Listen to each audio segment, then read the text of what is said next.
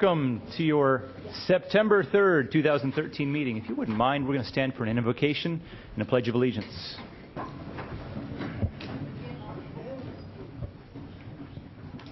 Dear Father, help us to govern with your peace and your love. In your name we pray. Amen. Amen. I pledge allegiance to the flag of the United States of America and to the republic for which it stands, one nation, under God, indivisible, with liberty and justice for all.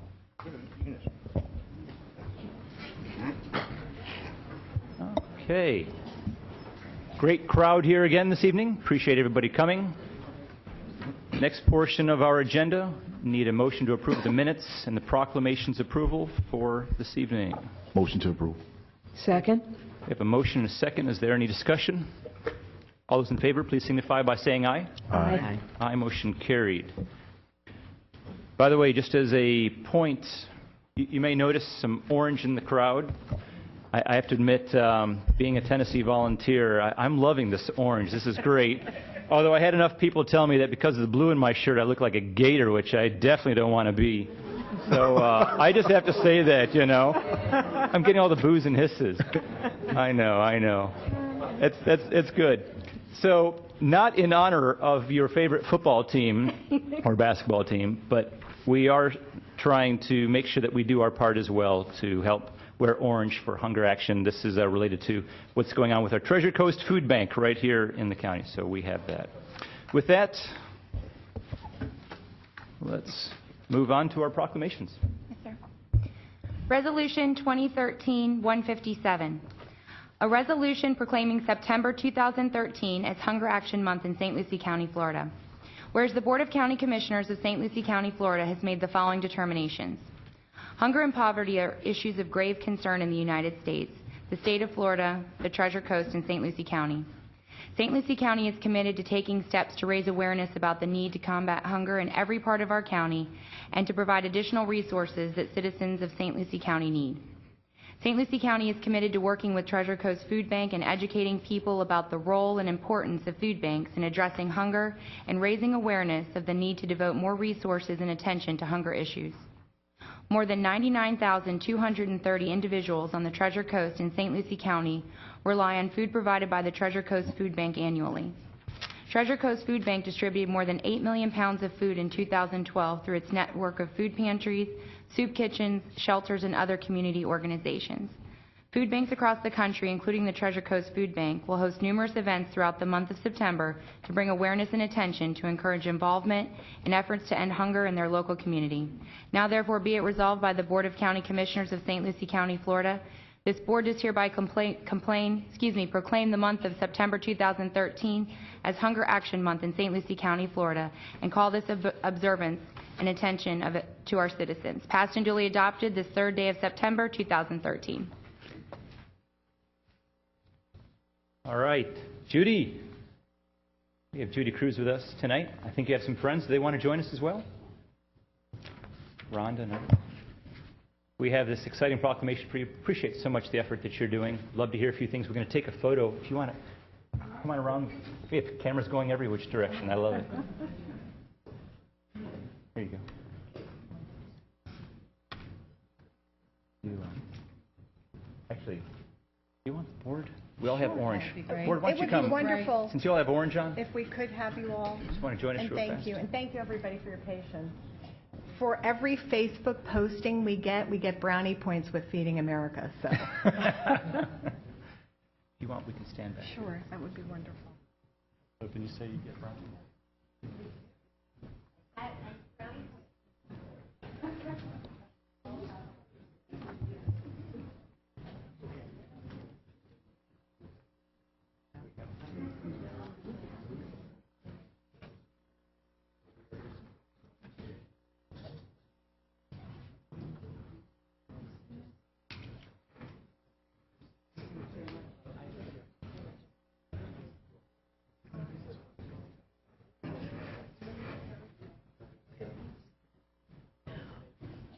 Well, I want to thank everybody for acknowledging those that are suffering from food insecurity in our community. I also want to thank you for being good sports and wearing orange and taking the banter that you're taking, because everybody's thinking you're representing different teams. But Thursday represents a very important day. Thursday, September 5th, is a day that we're asking everybody in our community to go orange, wear something orange, think orange, and think about the people that are our neighbors, our family, and our friends that are suffering from food insecurity. Like the proclamation stated, there are more than 99,000 people in our community that don't know where their next meal is coming from. And the food bank works with over 200 partner agencies in the 4 counties that we serve. So the efforts of the food bank and the efforts of the commission acknowledging our work, you're actually giving a voice to a silent epidemic, and I want to thank you for that.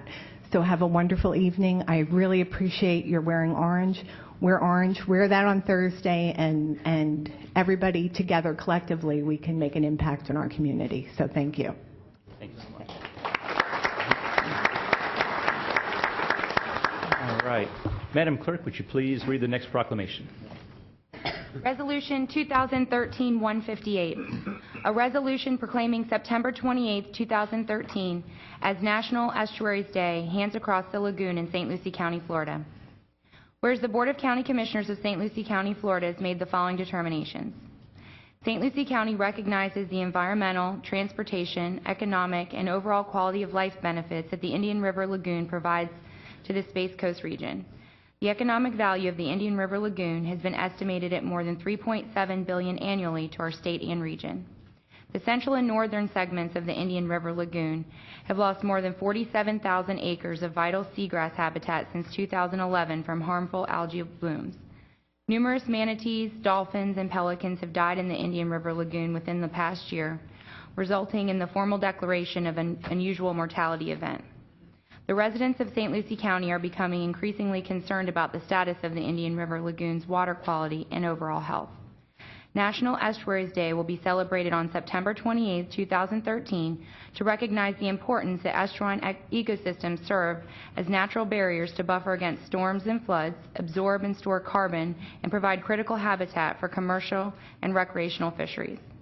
The Indian River Lagoon National Estuary Program and Marine Resources Council are working cooperatively with local and state governments, organizations, and stakeholders in St. Lucie County to organize a Hands Across the Lagoon event on National Estuaries Day on September 28, 2013, so as to give St. Lucie County residents an opportunity to demonstrate their support for a restored and vibrant Indian River Lagoon by joining hands along selected causeway bridges. Now therefore be it resolved by the Board of County Commissioners of St. Lucie County, Florida.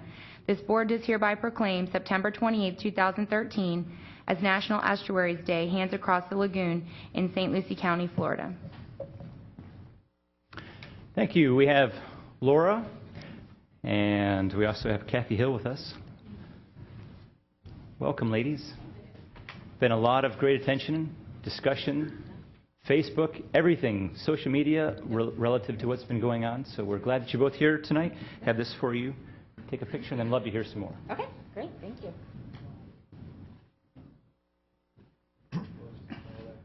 What? Thank you. There you go. Feel free to tell us. Thank you. Thank you. All right, Mr. Chairman and Commissioners, on behalf of the Smithsonian Marine Station and our event partners, including the Indian River Lagoon National Estuary Program and Harbor Branch Oceanographic Institute at FAU, as well as the dozens of community organizations that are going to be participating in our community festival, the National Estuaries Day Festival, we would like to extend our sincere appreciation to St. Lucie County for recognizing the cultural, economic, and ecological importance of our Indian River Lagoon. And we encourage all citizens of St. Lucie and beyond to learn about our lagoon and how citizens can help to protect this national treasure.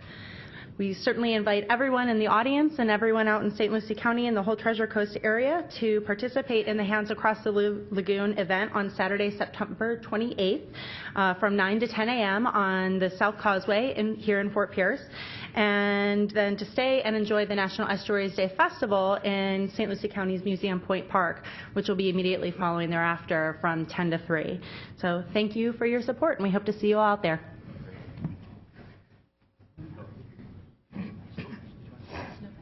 Okay. All right.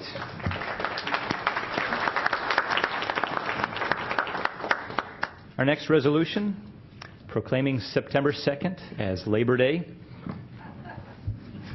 We need that proclamation, too. I'm sure you hated having an extra day off, I know. With that, Madam Clerk, please read the proclamation. Yes. Resolution 2013-159. A resolution proclaiming September 2nd, 2013 as Labor Day in St. Lucie County, Florida. Whereas the Board of County Commissioners of St. Lucie County, Florida has made the following determinations. American workers have carried us through times of challenge and uncertainty, propelled America through eras of peace and prosperity, and have long formed the backbone of our nation's economy. Working Americans constructed our cities and towns with an unparalleled skill. They manufactured the goods and provided the services needed by Americans and people around the world. They prepared our children for the challenges ahead and cared for the sick and the elderly. The labor movement has given voice to the aspirations and concerns of millions of men and women. By fighting for decent working conditions, as well as fair wages and benefits, organized labor has stood for the rights of everyday Americans. With determination and commitment, labor has advocated for all working families, and all have benefited from the fruits of their struggles. The Board of County Commissioners of St. Lucie County and its member unions and organizations are active partners in rebuilding our local economy, creating green jobs that pay a living wage, and helping to provide a better life by all residents of our community. Now therefore be it resolved by the Board of County Commissioners of St. Lucie County, Florida as follows.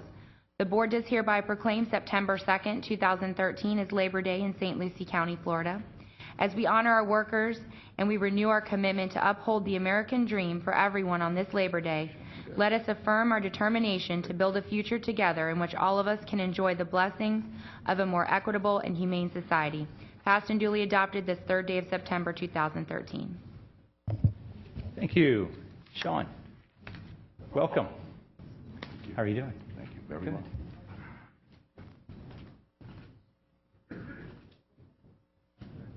Thank you. You have that deep voice there. Thank you.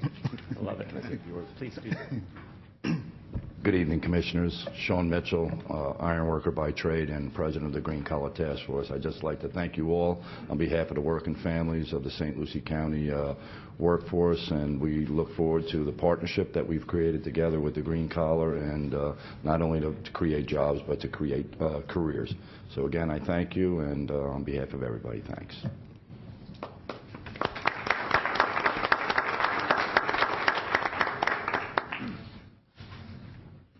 Okay, we have one more proclamation for this evening. Actually, I guess we have one more to present, and then one that'll be read tonight. Yes. So with that, if you'd read the next proclamation.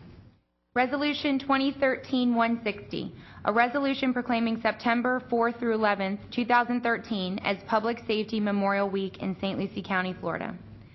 Whereas the Board of County Commissioners of St. Lucie County, Florida has made the following determinations. September 11th, 2001, the day America cried, began when 4 U.S. commercial airliners were hijacked by 19 al-Qaeda terrorists. At 8:46 a.m. that morning, American Airlines Flight 11 slammed into the North Tower of the World Trade Center in New York City, killing all 92 individuals aboard. At 9:03 a.m., United Airlines Flight 175 crashed into the South Tower of the World Trade Center, killing all 65 individuals aboard. At 9:45 a.m., American Airlines Flight 77 crashed into the Pentagon, killing 125 Pentagon workers and all 64 individuals aboard. At 10:10 a.m., United Airlines Flight 93 crashed into a wooded area of southwest Pennsylvania, killing all 45 individuals aboard. By 10:30 a.m., both towers of the World Trade Center had collapsed in cascades of dust and flame, killing 2,016 World Trade Center employees from 115 different nations. One of the flight attendants on United Airlines Flight 93 was Fort Pierce resident, former police officer, and hometown hero Cece Ross Lyles, who helped prevent her aircraft from becoming another weapon of mass destruction. A total of 343 New York City firefighters and paramedics, 23 police officers, and 37 Port Authority officers were killed in the line of duty. The passage of years since September 11, 2001 must not dull our awareness, but sharpen our resolve to be vigilant and mindful of the sacrifices made by those who serve our country in the armed forces and public safety arenas. It is by remembering their bravery and sacrifice that we can continue to strengthen our commitment to protect our freedom and keep our country safe and strong. September 11th gives us the opportunity to remember and renew that commitment. St. Lucie County firefighters, paramedics, and police officers continue to remember their fallen comrades who gave the last full measure of devotion on that fateful day. Now therefore be it resolved by the Board of County Commissioners of St. Lucie County, Florida, who hereby proclaim September 4th through 11th, 2013 as Public Safety Memorial Week in St. Lucie County, Florida, passed and duly adopted this 3rd day of September 2013. Thank you, Madam Clerk. This is obviously one that has a lot of significance to many Americans, as well as many that live here in St. Lucie County. We have Chief Wilson with us here tonight to accept this proclamation. With that, Chief. Thank you.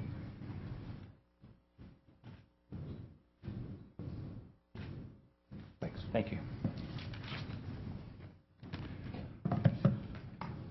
Good evening, Commissioners.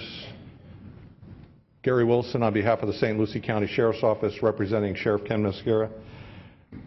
I think September 11th is certainly a day that we will all remember where we were. I, for one, along with Commissioner Hutchison and Commissioner Lewis, were right here in these commission chambers when we learned of the attacks in New York and Pennsylvania. And for us in public safety, everything changed from September 11th on. It changed for the whole country, but for those in public safety, there was a new agenda that we had to deal with. And along with that came a higher expectation of vigilance along our borders and all around the country for different reasons. We will never forget what happened on September 11th, and this recognition and proclamation is very appropriate, and we want to thank you on behalf of the public safety community here in St. Lucie County. I want to say thank you for recognizing this special time. Thank you. Thank you, Chief.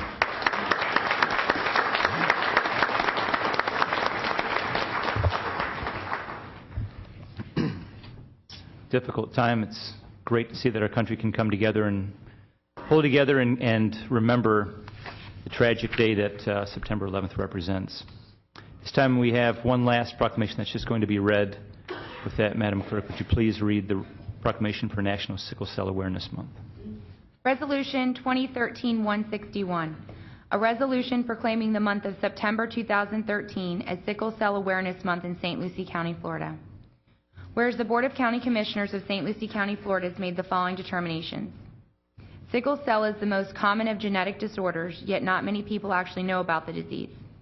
Although this hereditary blood disorder predominantly affects blacks and members of the darker races, sickle cell is a global disease and affects persons of all backgrounds, nationalities, and ethnicities. Sickle Cell Foundation of Palm Beach County and Treasure Coast, Inc. is a community-based nonprofit, tax-exempt organization that seeks to improve the quality of life for persons with sickle cell disease or sickle cell trait and members of their families. In addition to education and community awareness, services including screening, counseling, family support groups, normalization and socialization activities, providing information and education to parents of newborns who test positive for sickle cell trait. Now therefore be it resolved by the Board of County Commissioners of St. Lucie County, Florida as follows. The Board does hereby proclaim the month of September 2013 as Sickle Cell Awareness Month in St. Lucie County, Florida. This Board urges the citizens of St. Lucie County to reflect on the children and adults whose lives, education, and careers have been affected by this disease. Passed and duly adopted this 3rd day of September 2013. Thank you, Madam Clerk. This time we're going to move to general public comment. Anyone wishing to address the board, please feel free to do so. Just a couple of reminders as we move forward on public comment. If you have comments, because of it being closed captioning, we just have to make sure that people speak clearly into the microphone so that way they can pick that up later as they're dictating that out. Also ask that if you have comments, you try and make sure that we try not to repeat ourselves as we go through the evening. So glad that you're here. Glad that you're willing to take time out of your schedule to approach us, because I know for some of you this may be your first time. For others, if you're veterans, you know what happens as you go through that process. So thank you. Good evening. Thank you. My name is Suzanne Ivaldi, 749 Southwest Aruba Bay, Port St. Lucie West, which will be one of the areas impacted by your decisions. I wish to thank you and urge you, please do not give up your vested elected authority, vested in you by the voters of this county. If you pass the 750 resolution, you will be putting our homes and your vested elected authority in the hands of unelected bureaucrats, mainly selected from large urban areas that are unrepresentative of our special area. Before the meeting in August, I heard Mr. Zadowski say he had already made up his mind and that he was voting for 750. I'm very discouraged about that, and I wish to urge you all, please do not have a closed mind. In the parlance of political reporters, that's called handled before table. Please do not handle this very vital issue before table, and listen to all of these sincere, earnest homeowners and voters and citizens of our area who wish you to represent them fairly, and listen to what they say. Don't put your vested elected authority in the hands of unelected, unfeeling, uncaring bureaucrats. You heard the example of the sand being taken down to Miami. That's just a small microcosm of what will be done here. Thank you very much. Thank you, Ms. Ivaldi. And Mr. Chairman, before we go on, to clarify the record, I did not say that I was going to vote for anything. I did say that I wanted to hear the message of what was being presented. We have not been set a plan. We have not been given a resolution to even consider. So, to clarify the record, no, you can't. To clarify the record, I'm sitting at the table and I'm going to listen to the facts. That's what I'm going to do. Thank you. I heard you say it. Good evening. Good evening. I love the tie and the blue. I'm a Gator mom 2 times over. No. You're making me feel guilty tonight about not having on Gator colors and for feeling like I'm a volunteer. I'll take. My name is Stephanie Austin, 6250 Arrowhead Lane, Vero Beach, and I am, along with Phyllis Fry, a co-founding member of American Coalition for Property Rights. This is not my county, but this is my country. And I will be giving you tonight, after my speech, a press release from Pacific Legal Foundation that has field offices from Florida to California, and they are suing the Plan Bay area on behalf of 9 counties surrounding San Francisco.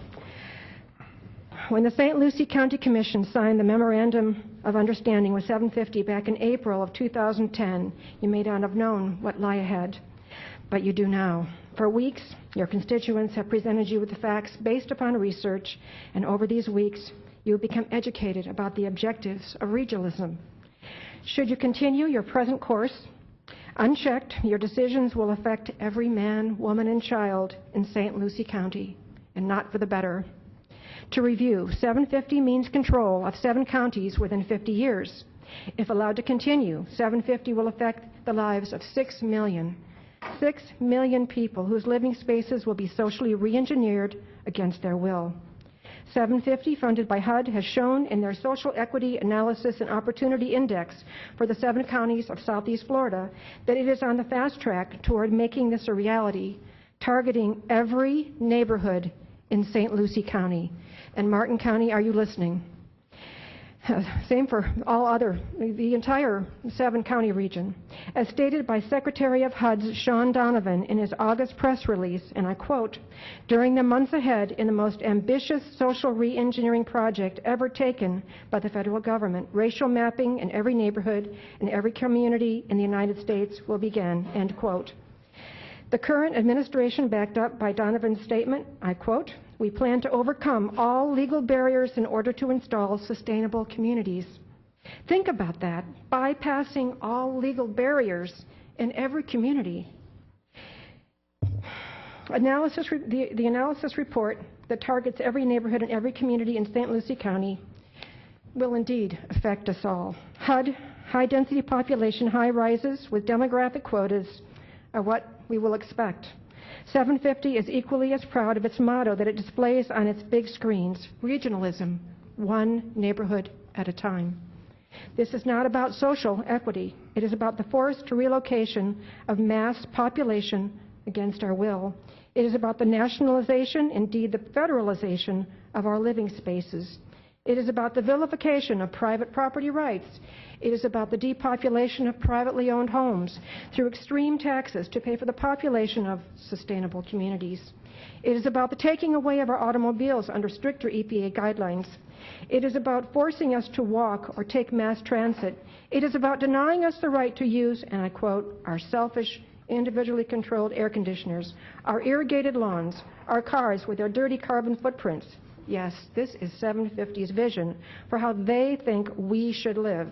They are going to do this, they hope, without our knowledge, without our consent, without our vote, but with our tax dollars.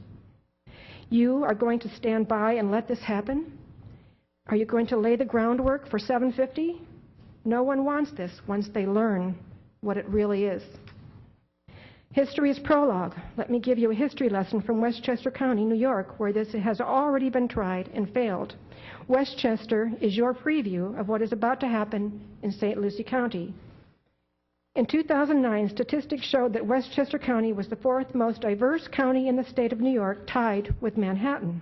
The right of all people in Westchester County was to buy any home they could afford. There was no place for discrimination. Nevertheless, HUD sued Westchester, claiming that it never submitted a report demonstrating whether race was a factor in housing opportunities. Conclusion: no wrongdoing was ever found. And yet, under HUD's bullying, Westchester still agreed to build 750 low-income housing units in 31 communities. This message will continue with Phyllis Fry. Thank you.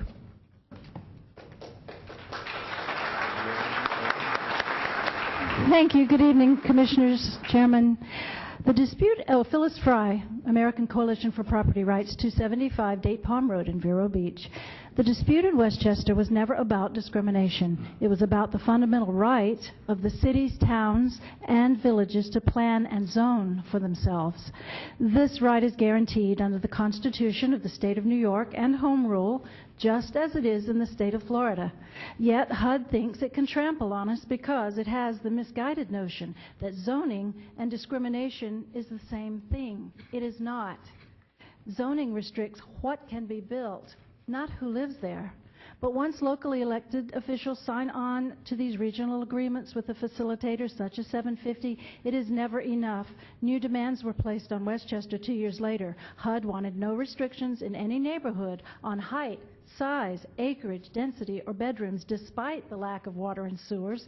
HUD went so far as to attack single-family homes located on quarter-acre lots as restrictive zoning practices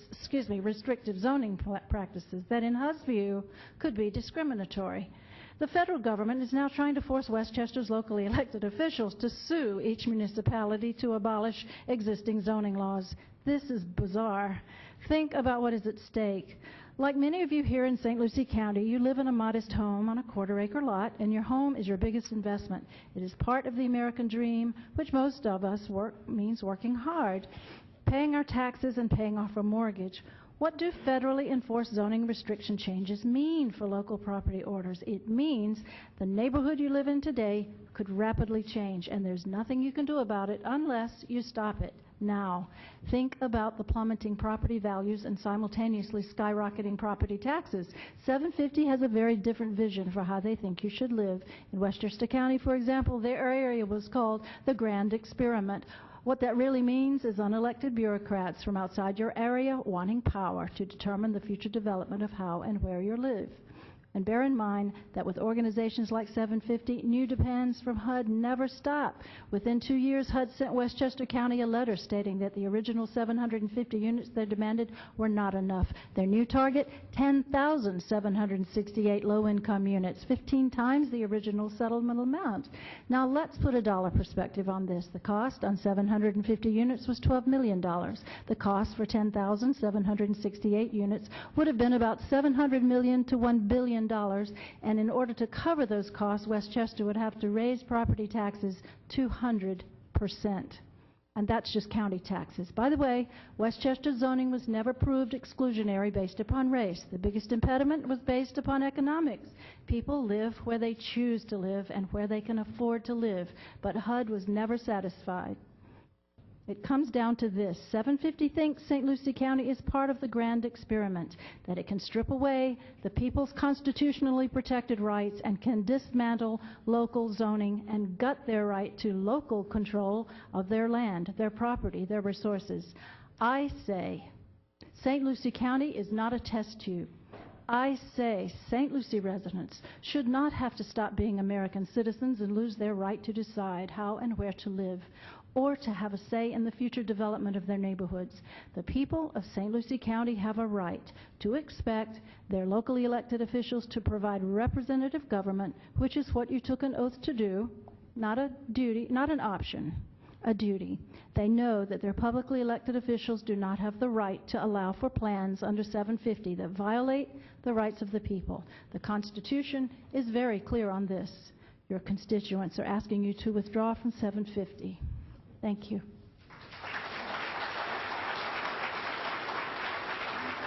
Thank you, Ms. Fry. Good evening. Good evening, Commissioners. My name is Mark Gotts, 154 Northwest Magnolia Lakes Boulevard. Following on the two previous speakers, to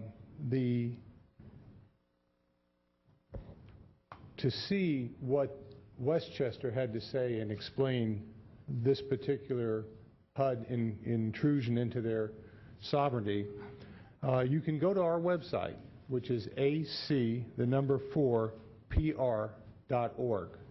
If you go there, go into the video section, and about the third or fourth item down will be the Westchester video of their county executive, Robert Astorino, basically speaking to his constituency about the Westchester situation, how it started, and where it's going, which is probably a lawsuit.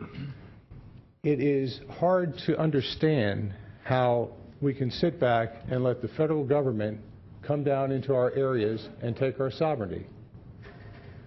Decisions will be made by faceless bureaucrats in Washington as to how our neighborhoods are going to look here in St. Lucie County. This has already been started by President noticing about 2 weeks ago, and HUD following up with a blueprint of every community in the United States. Well, these blueprints have already started, and St. Lucie County has already been identified. And the areas of Hutchinson Island, North and South, PGA, and St. Lucie West are looked at as high opportunity areas for them to bring on this plan of action, which has already been undergone in Westchester County for the last 3 years. So by viewing the Westchester video, it will give you the opportunity to see what's coming towards us here in St. Lucie. Thank you. Thank you, Mr. Gotts.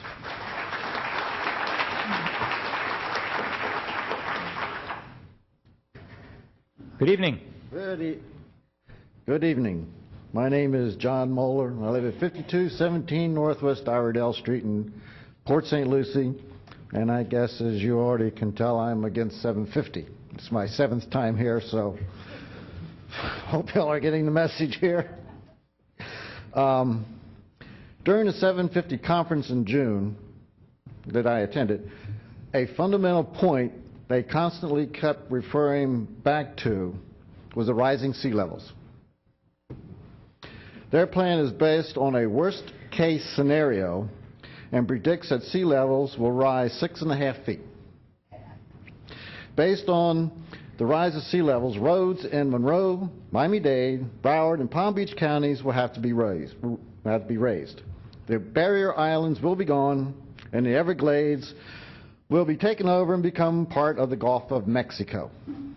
That's on their chart they show up on the, they put up on the Dream Watch. I found this to be very unbelievable. I have lived in South Florida since January 1967 and in St. Lucie County since 1974. During the 46 years I have lived in South Florida, the shoreline and beaches have not moved. They are still in the same place.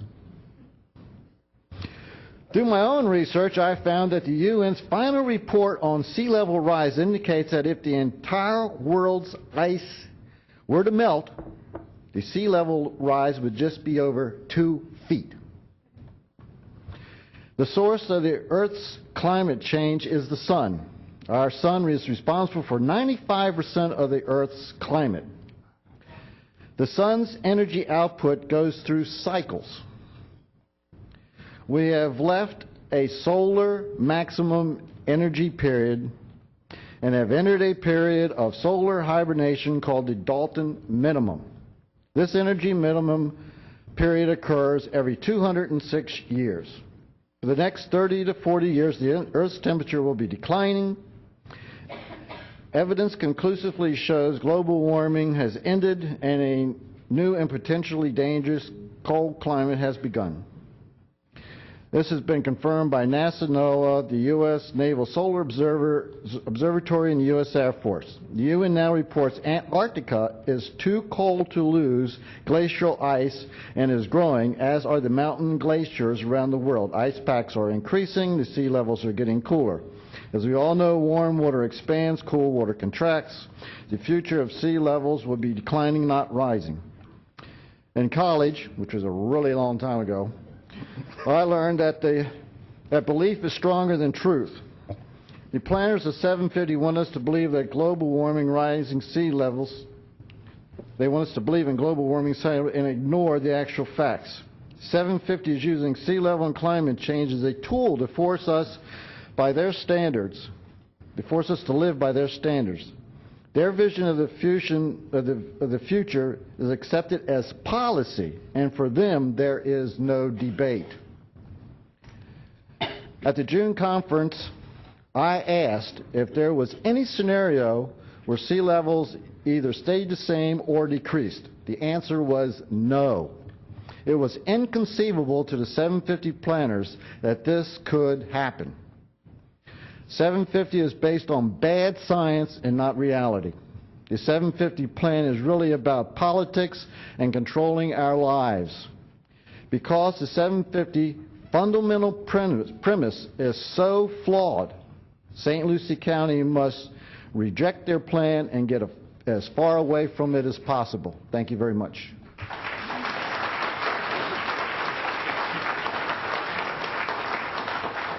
Thank you, Mr. Moeller. Good evening. Good evening, Commissioners. Charles Grandy speaking with the Rivers Coalition. 3 brief items tonight. First, I wanted to publicly thank Don West for attending our fundraiser on Hutchinson Island over the weekend. We appreciate his interest in preserving our waterways, and we really welcome his support. Second, now that Indian River County has joined Martin in passing a fertilizer ordinance that may actually help with our water quality problems, I wanted to suggest this commission may want to ask the Environmental Resources Director to review both of those ordinances, selecting the best from each, and bring back an ordinance for your review that will actually help with those problems. The last thing tonight is it was really good to see finally the AECOM report. I think it's important to point out that there are 3 levels of actions suggested, each of which is a different priority. First, there's a short list of projects as suggested by Don West that should be made eligible for state funding as soon as possible. That requires a simple, non-controversial amendment that can be done rather quickly. Second, there's a recommendation to hire a port director jointly funded with the city. I might suggest that you might ask Larry Pelton to become involved in that hiring, as that business development seems to be his strong point. The last and least important would be any changes to the existing port master plan that might actually be substantive changes to the existing recommended land uses. As there are no developers now coming forward with potential site plans, and no one talking with the landowners at this point, any changes proposed now will probably be moot anyway, as the eventual development proposal or proposals will surely call for comp plan changes anyway. Thank you. Mr. Grundy, I'm sorry, address for the record. 9950 South Ocean Drive, Hutchinson Island. Thank you.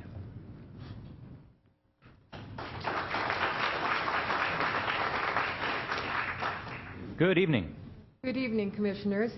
I'm speaking, I'm from Indian River County, Melinda Meikle, 1612 West Camino del Rio. I have to start with a comment, Commissioners Jadowski. Jadowski is fine. You can be part of the family.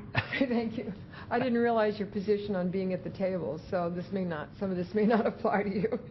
Bring it on. Okay. Eat me up. I would, I'm not a very good cook anyway. I would like to share our successful efforts in Indian River County to remove the 750 plan that we oppose. Our observations in Indian River were that the officials who read the 750 plan quickly voted it out, saying that we want no part of this. However, there are still a few holdouts in Indian River who refuse to withdraw because they want to stay at the table.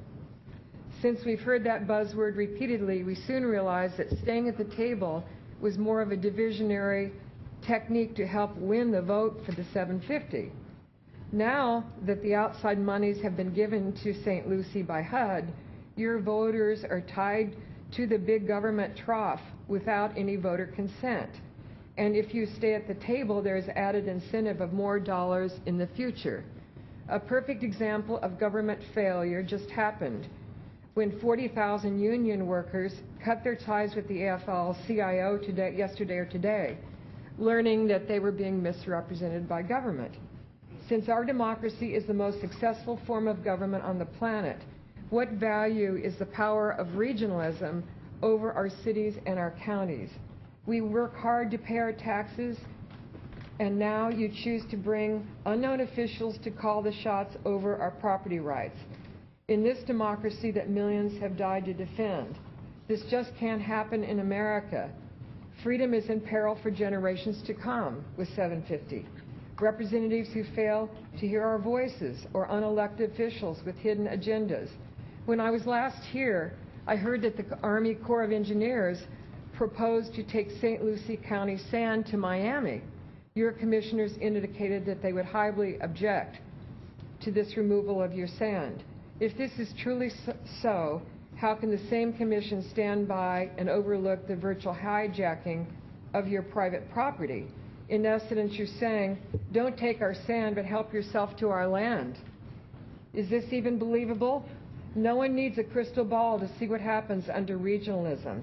Crowded conditions, massive poverty, failing communities, and too many disastrous examples across America to mention. Governor Scott has mandated against outside intrusion into Florida, and he asked local communities to rule accordingly. We strongly encourage St. Lucie to join Indian River to reject 750. Clearly, redistribution does not work, and the voters are depending on you. Thank you. Thank you, Ms. Meikle. Good evening. Good evening. A little shorter. Janet Campbell, 188 Moccasin Trail, Jupiter, Florida.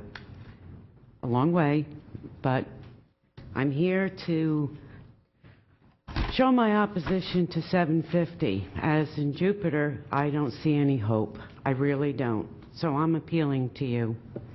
I'm going to take a different appeal. Please let me take you on a personal journey of home, family, and love. Each one of you live in a place you call home.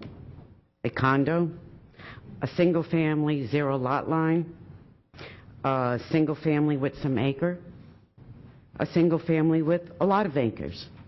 You choose your home for a variety of reasons: work, school, hobbies, family, but mostly for the overall benefit of you and your family. Your choices include a number of bedrooms, bathrooms, kitchen styles, and decorations based on your personalities. All of these choices turn structure of walls and cabinets into a home. Let's say you have planned vacation and you've asked a friend to home sit for you. You give that person your keys and happily leave on a well-earned vacation. Shortly after you leave, the person caring for your home speaks to HUD, DOT, and EPA employees, and they decide your home is not sustainable. They set out to change it. They put your TV where your kitchen was, make a bathroom into a kitchen, divide your bedroom into 2, making a room for rent. All your appliances are changed into the best environmentally friendly ones, even though the ones you have are only 2 years old. They replace all your food and your beverages with ones they feel are best suited for you. They have outlined exactly what your daily routines need to be. They have billed you and attached a portion of your pay to cover the expenses. After the shock, you ask, why would you do such a thing? The answer?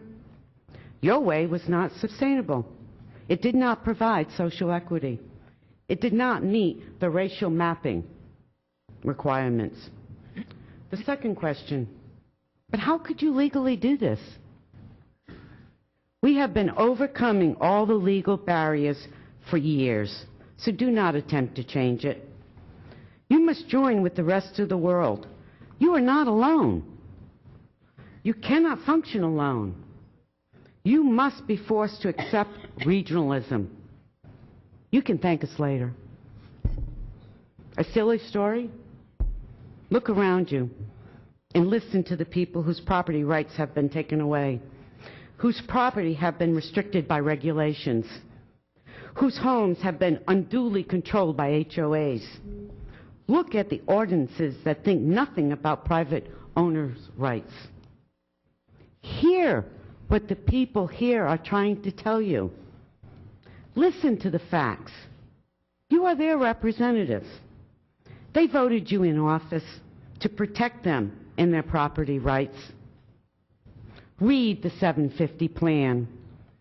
Read the plan from the Southeast Florida Regional Vision and Blueprint for Economical Prosperity. A silly story? No, a future. If you do not use the power the people gave you to withdraw from 750 now. Thank you.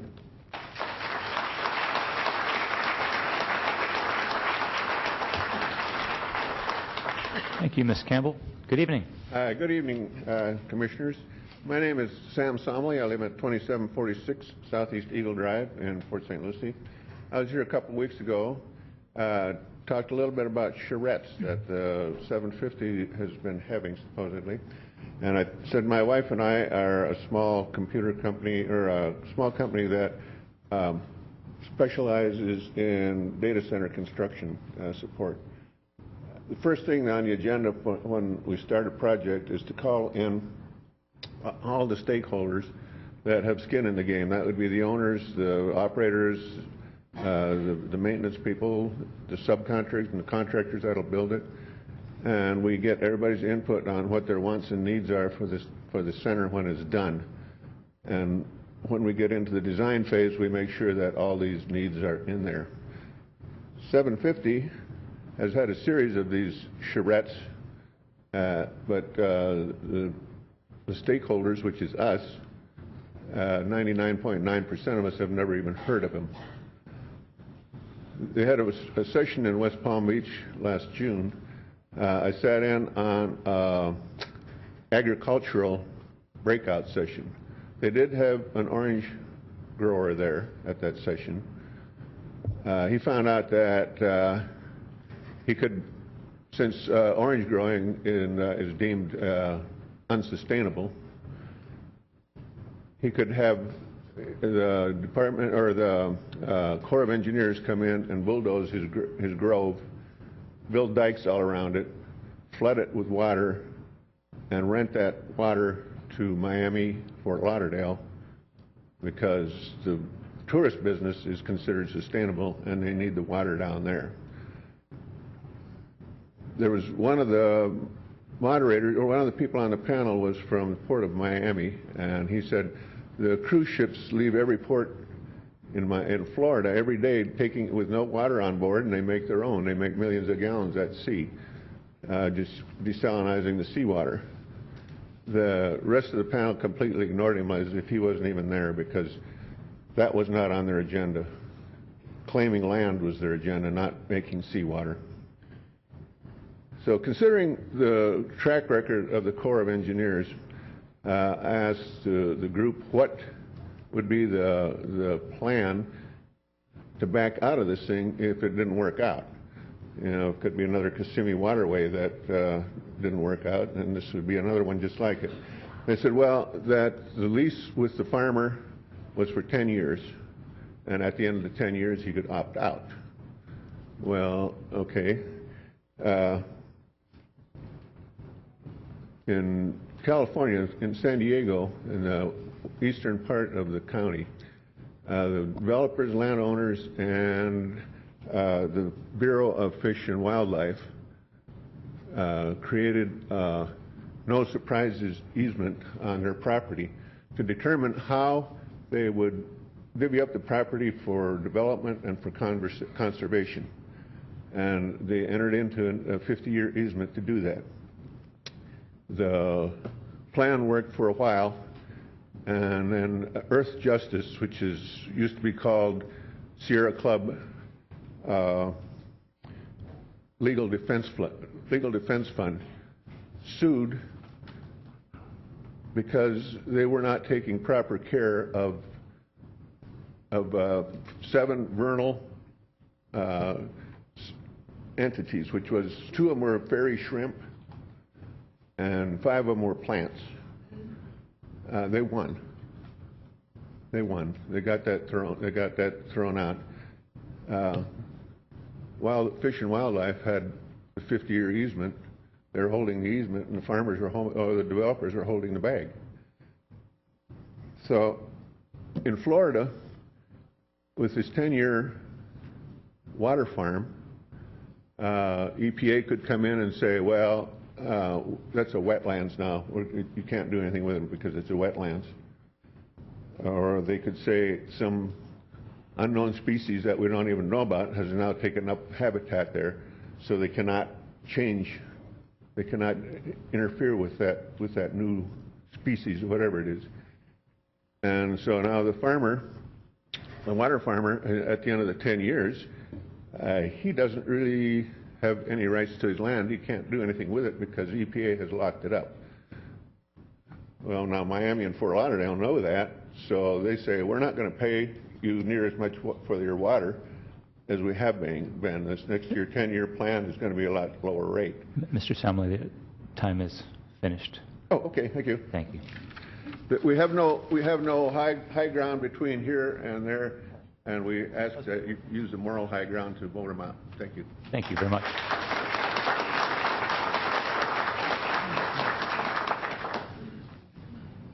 Good evening. Good evening. My name is Thomas Lattimore, resident of Port St. Lucie, 2152 Southwest Madruga Street. First thing I want to bring up is there's two events here in St. Lucie County concerning the 9/11 memorial. One is at IRSC, and the other one is in the city of Port St. Lucie at the Civic Center, and both start at 8:30. So it's next Wednesday. If those who are able to, I would encourage them to attend to not forget what happened on that day. It's been a few years, but it's a significant event that happened here in our country. The second item of concern is the Port of Fort Pierce. I've read in the paper about the possibility of creating an independent Port Authority manager. I think that's something that both the St. Lucie County and the City of Fort Pierce should do, and possibly jointly fund it, and have this individual do the total management of the property, and whatever zoning and whatever issues, let it be funded, let it be channeled through him. So if you're a developer or whatever, you have one person to contact. Instead of dealing with multiple agencies and multiple groups, you could go to him or her, whoever the designated person would be. That one person would then refer whatever information was to the appropriate agency, and they could get back through that person. So the developer or if they want to build a hotel, whatever the issue is, that they would have just one person to contact. And then if something needed to be resolved, that person would get back through that agency and allow him or her to have the staff needed to deal with that issue. And I think it's very critical, because I think most other cities in the state of Florida have a Port Authority person. I think the Port of Fort Pierce has one. I think the Port of Miami does, and I'm not real familiar with the Port of Palm Beach, but I would think they also have one, and the other ports here in the state of Florida. And I think also increasing the depth of the channel for the boats would be good. And as I've gone to previous meetings, using the smaller ships or cargo vehicles, I think is appropriate for this port. There may be certain shippers that don't need large, and maybe the commodities he's shipping, possibly electronics or certain items, is more suitable for the smaller things as opposed to cars and stuff that might be going through the larger ports, or containerized type ships or barges or whatever type of vehicle they use. The third concern of mine is the water flow from Lake Okeechobee. I think it is critical that they work on resolving the water and getting it flow to the south instead of to the east or the west. Obviously, what I saw done in Sewell's Point, I was working there for a period of time, and what has done to the water there, matter of fact, I talked with the Martin County health person who put up the sign. I was on break when he showed up, talked to him for a couple minutes, and he says, it has been this bad before, and it was really terrible looking. And there's a warning not for anyone to swim in that water in Sewell's Point there in the park, right off of Ocean Avenue, Sewell's Point Road. And last time I was in that area, looked at the water, it still didn't look good. So, and the signs are still up about it being hazardous to use the water. The fourth issue that I want is, I would hope the county and whatever agencies to help get the Crosstown Parkway completed as soon as possible. Right now, I think the completion date is tentatively 2018. I think it needs to get to US 1. It's a benefit now to Floresta, but it is greatly needed all the way to US 1. And then the last point that I want to bring up, I am in favor of not having the 750 plan implemented in this area. I think that particular thing would put more government control over our properties. I currently like my half-acre lot, and I would like to possibly build a new home on my adjacent half-acre lot at some point in the future.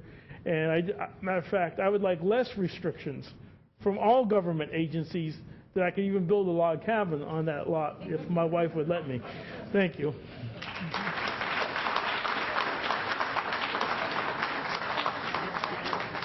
Thank you, Mr. Latimer. Good evening. Good evening. My name is Dave Griffin. I live at 1981 Southeast Mandrake Circle in Port St. Lucie. This is my first time here. 750 is an enormous Trojan horse. They make it sound good, but they simply are not telling the vast amount of what it will mean in the future. I attended the 750 Summit in June at the Palm Beach County Convention Center. The video there showed nice little hubs where people would live near rail transit stations in apartments about 4 or 5 stories tall.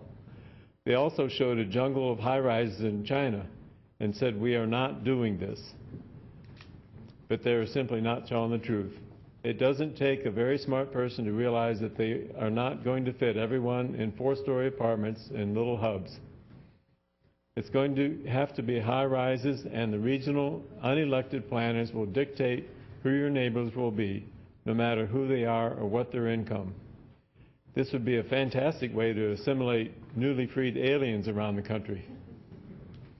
In Seattle, they're building micro apartments of about 200 square feet. The Seattle Times found a lady who is single that likes it. If you're single or a college student, that's not so bad. But commissioners, she shares a kitchen with up to 7 other people. Can you imagine that? I have 4 people in my house. I'm handy, so I have tools, and I have things. I like to fix things when they break. I need space for this. People have hobbies. They do. And this requires space, a lot more than 200 square feet. PGA Village and Country Club has been targeted by 750 for building a sustainable community, which is a cluster of low-income, HUD, high-density population stack and pack high-rises with demographic quotas. When people move into a gated community, they move there for the HOA and the security guard. They like that. These 750 changes will be done without their vote or their permission. This is absolute tyranny by the federal government. I chose to live in St. Lucie County in a single-family home, and I like it the same as most people in this county. We like our land, our cars, our grass, and our space. These changes won't happen overnight. What they want is the frog in the cooking pot effect. They'll raise home taxes so homes will be unaffordable. They'll need the extra money to finance 750. They'll put a moratorium on home building. When you need repairs on your home, they won't issue a permit for it. Eventually, they will restrict the selling of homes. You need a place to live? Okay, well, that's what the new stack and pack high-rises are for. You county commissioners are our elected officials, and it is your duty to vote in our interest. After implementation, 750 will take that option away from you. All you'll be able to do is rubber stamp what unelected officials decide. We, the residents, would not give up our property rights, but they are about to be taken away from us without our vote and with our tax dollars. You need to vote this down now. This is our only chance. Thank you. Thank you, Mr. Griffin.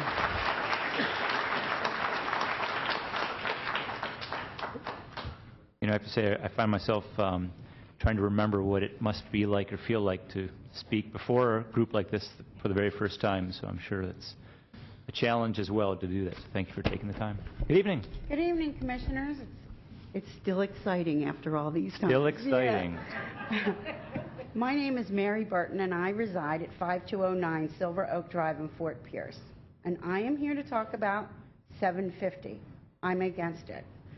I have to tell you personally, after reading hundreds and hundreds and hundreds of pages of comprehensive economic development, social equity, my eyes want to bleed. But what I think is it's the biggest Ponzi scheme that anyone has ever seen. Sustainable development means whatever they want it to mean. Sustainable means creating geographies of opportunity. Okay. Another thing I find with 750 that is simply amazing is the secrecy surrounding it. We have a plan that isn't a plan. No one's seen a plan. No one in the county has even heard of it. American Coalition for Property Rights has made it our goal to let as many people know about 750 as possible. I would hope that you as a commission would let the people know, your people, the people who voted for you. Let them know what's coming. Let them know what's happening to them. They're depending on you. I would just, out of curiosity, like everyone here who's here for 750, to raise their hand. We've been trying to get everyone, as many people as we can, to find out about this plan so we can defend ourselves against it. And we're looking for your help. We love this community, and that's what we're here about. We want to retain our sovereignty. We want to retain our voice in our community. We want to retain you. We don't know who will be making decisions for us in the future. If 750 gets adopted in St. Lucie County, according to Andre Duanis, who I know you're all familiar with, cities and counties will no longer be important. The decisions will be made by a few, and then they'll download it to everyone else when they feel you need to know the information. And just so I have it right, let me see. Mr. Dewani said that cities are on the bottom, then the county, then 750, then the state, then the federal government, and then the UN. Isn't that great? That now our sovereignty is going to be given over to the United Nations.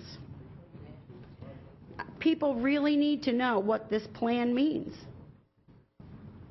So I'm here to ask you to retain our sovereignty. We want to remain a free people. We do not want equitable solutions because we don't know whose idea is equitable. What does that mean? Does that mean I can get your house? Do I get to determine what's equitable? Who gets to make those determinations? We don't know. They do zip code. They're saying now that opportunity depends on what zip code you're born in. However, most people who live here were not born in the zip code that they now reside in. The only thing that God gives us, we're all born equal, is opportunity. And where you end up in your zip code is what you do with your God-given talents. So I'm asking you to please protect us from these insidious plans that are heading our way. Thank you for your time.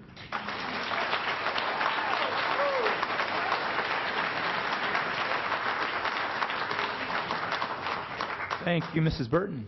Good evening. Hello, here I am again.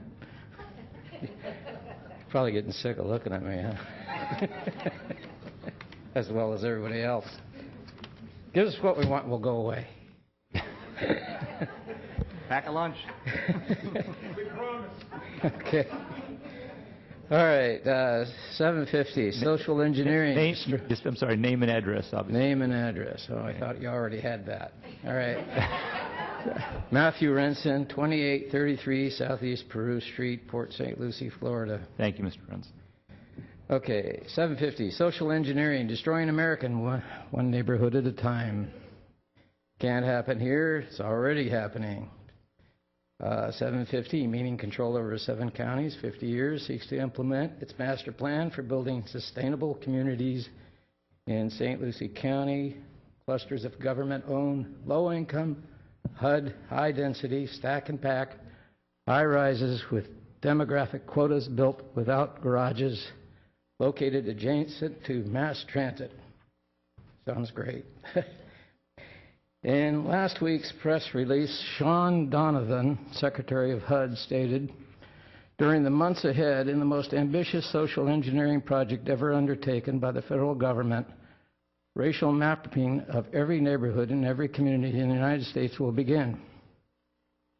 Funded by HUD, 750 targeted St. Lucie County in their Social Equity Analysis and Opportunity Index, which states on page 30, downtown Fort Pierce is very weak in social equity.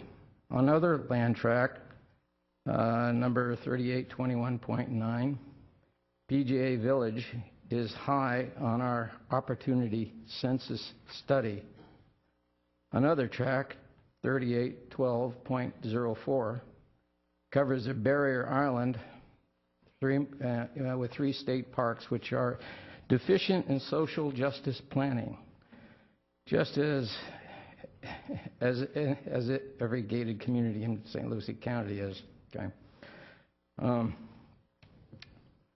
The 750 plan is not about social justice. It is about forced relocation of populations against our will, the vilification of private property rights, the mass redistribution of wealth, taxing private homes in an extreme way to pay for the sustainable communities, and the federalization of our living spaces. It is about entire communities being forced out of our homes into upward sprawl, out of our cars into mass transit. It is a plan so good it requires the full force of the federal government to inflict it on us. It's implemented by hope without our knowledge, without our consent, without our vote, but with our tax dollars. Implemented, they hope, without our knowledge, not with hope. Okay. And you can visit our website at ac4pr.org. I also want to say something about economics. Just as this is based on bad science, it's also based on bad economics, too. The idea that you can take people and move them somewhere else and have them more productive is insane. It's not going to happen. There are other reasons more complex than that, and that has to do with home life and education, the willingness to work, and hard study to create a better life. And that's where we should be focusing on, and not this redistribution of individuals and wealth. Okay? Thank you.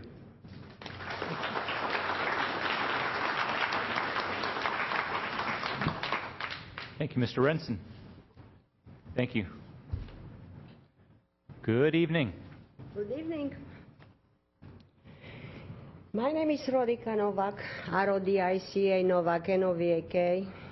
I live in 42nd North A1A4 Pierce 34949 in a beautiful state of Florida. I have come a long way from my origins in Romania, where I live under communist regime. My people were slaves under the dictatorial state of Ceausescu. As some of you know, he was finally executed along with his wife by the people of Romania for his crime against the people. I was fortunate enough to be accepted by the United States as a political refugee, and after months of waiting, boarded a plane in Italy bound for America. I arrived in America on 25th of July 1980, Kennedy Airport. I am a legal refugee from Romania. I receive $150, Social Security number, welcome to America. The next day, go to work.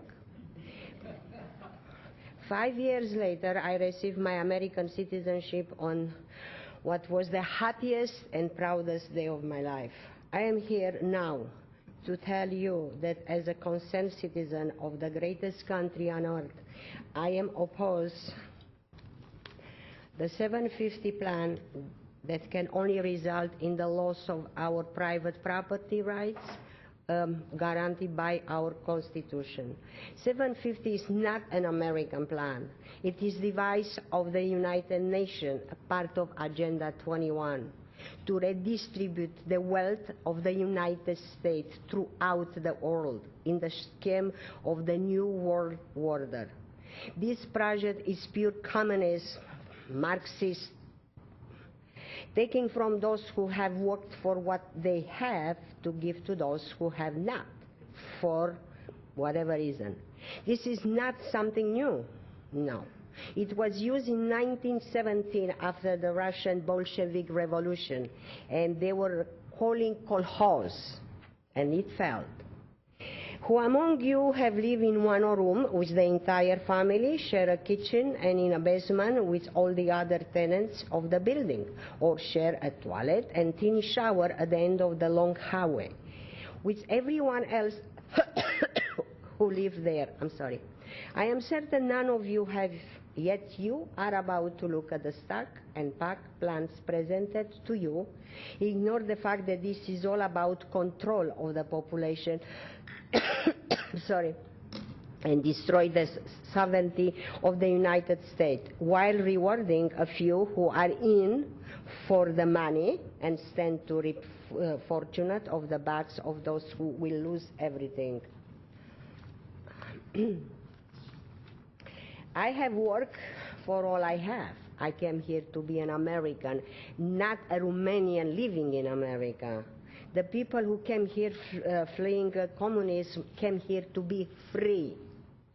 Free does not mean being told where to live, what means of transportation to use, what I can or I cannot eat, and even whatever or not I can have a dog or water my lawn or take a vacation wherever I'm able to.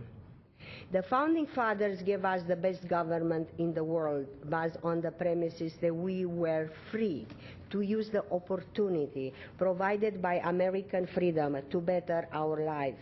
I did not come here to lose my freedom a few years after I found it because of the United Nations wants to control the world. I beg you, and I please get out 750 and save America. Do not take my future back to my past and destroy my freedom. Do not destroy us all. Thank you.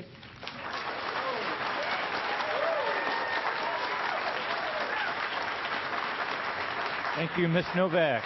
Good evening.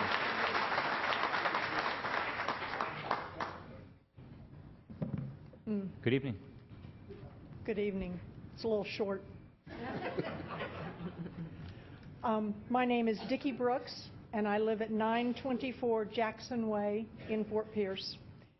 I actually came to speak on an agenda item that's coming up in your regular agenda, which will be the wetland waiver and major site plan approval for Marisol. Thought it was going to be a public hearing. Since it's not going to be a public hearing, I still have my 2 cents worth, so I just couldn't bear not to put it in. I appreciate the opportunity to speak with you all. I would just like to let you know that I support the Planning Division staff's recommendation to deny the wetlands waiver for this project. We in St. Lucie County are very proud of the thought and effort and collaboration that have gone into the development of our comprehensive plan. It represents a solid commitment to support economic development while preserving our most treasured natural resources. I feel it is incumbent upon anyone seeking to benefit economically from our extraordinary natural resources to respect and abide by the rules which have been laid down to protect those very resources. There are no small exceptions or deviations, especially when our fragile barrier island is involved. Therefore, I urge that the Commission deny this waiver and encourage the Marisol developers to either comply with the planning development staff's recommendations or come up with an acceptable alternative that does not involve development in protected wetlands. Thank you very much. Thank you, Ms. Brooks. Good evening. Good evening. Good evening, Commissioners. My name is Thelma Como, and I live at 2746 Southeast Eagle Drive. 2 weeks ago, I spoke to you about the historic black community called Overtown and how the routing of I-95 through its heart devastated it. Tonight, I wish to conclude that presentation. There are bright spots because the community has finally started doing the cleanup and the building themselves. The Lyric Theater has been restored and placed on the National Register of Historic Places. 2 churches have created community development corporations and have started the rebuilding process, and the community is starting to find its voice and demand a vote on the manner in which public funds are spent. Blog spots and YouTube films are sprouting up all over the internet, bringing attention to the misuse of funds collected in their name. Overtown will eventually recover, but it will be by the will and work of its people, not because of planners or redevelopers or their own elected officials. I-95 also affected Port St. Lucie. It was deliberately routed far west and now runs right through our community. We grew towards I-95 with the promise of the real estate building boom, but the economy was never taken into consideration, and now we are paying for improvements that hopefully will someday bring the home builders back. Ask Mr. Michael Busha about it, as he discussed the situation on an NPR presentation about I-95. There are other similar stories of government abuse. An excellent sample is Brooklyn's Atlantic Yards project, the New Jersey Nets Arena, and the vision that became the Barclays Center. Frank Gehry, another legendary architect, prepared the redevelopment plan that placed the arena and 16 skyscrapers where the 5 boroughs come together. Unfortunately, there was already a community in the selected location, a small neighborhood in Prospect Heights.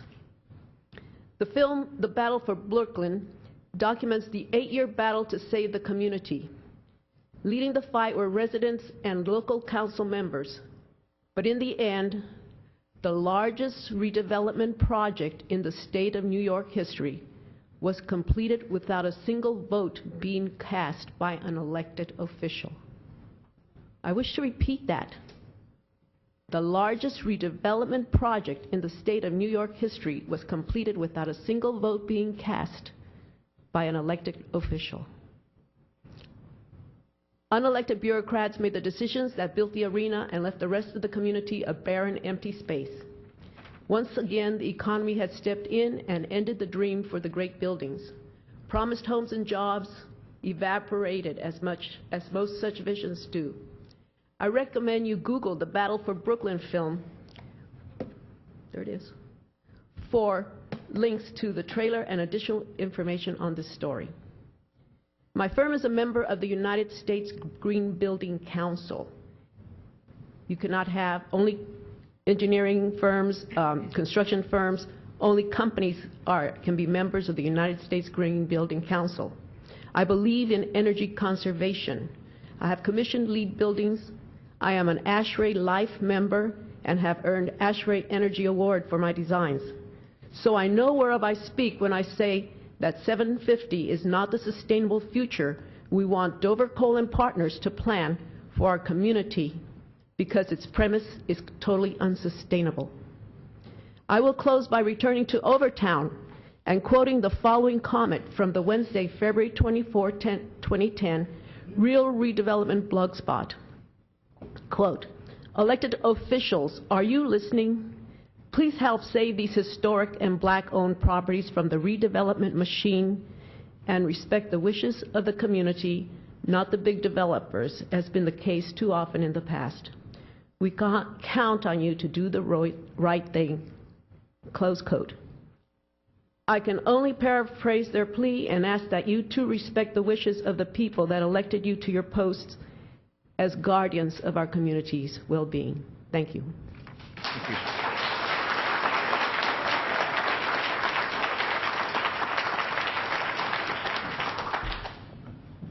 Good evening. Good evening, Commissioners. Thank you for the opportunity for me to voice my opinion tonight. My name is Jerry Bullock, and I live at 3120 North Highway A1A on North Hutchinson Island.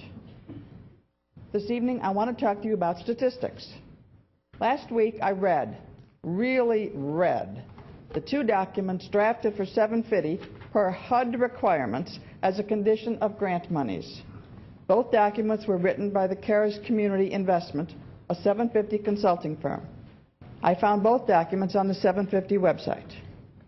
The first one was the Regional Analysis of Impediments to Fair Housing. It was called Part 1. It was 149 pages of statistics on owning or renting homes, commute patterns, getting a loan in each of the 7 counties, and loan discrimination. Their statistics were culled from census documents and the American Community Survey of 2004 to 2010. All of these statistics were expressed in terms of race and ethnicity. The second document is the Social Analysis and Opportunity Index for the 7 counties of South Florida. That's called Part 2, and I can't wait to find Part 3. That was 37 pages and lots of statistics about the populations that live in each county. The data comes from census documents, the American Community Surveys, HUD, the Florida Department of Education, and the Reinvestment Fund. I'm going to give you just a brief list, not all of them, of some of the statistics that they quoted.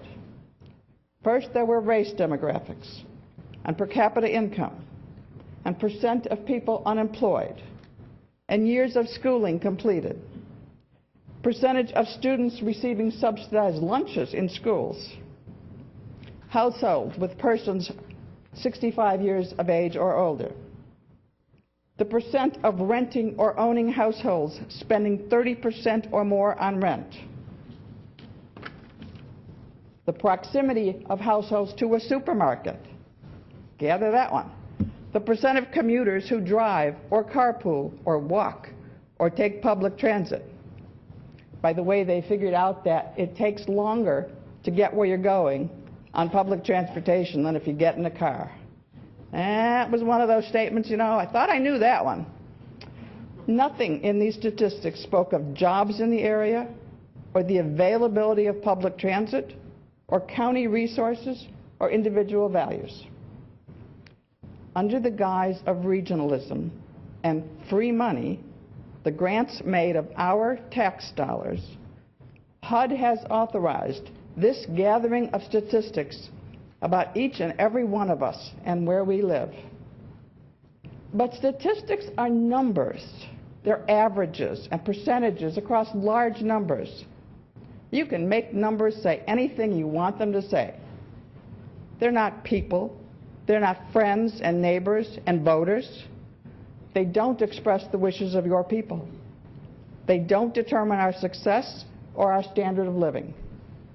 But with these numbers, HUD intends to force the re-engineering of South Florida and every other county across the country. I join my voice with all of my friends and colleagues here tonight and urge you to withdraw from 750. This is not the path to prosperity for the people of St. Lucie County. Thank you for hearing me tonight.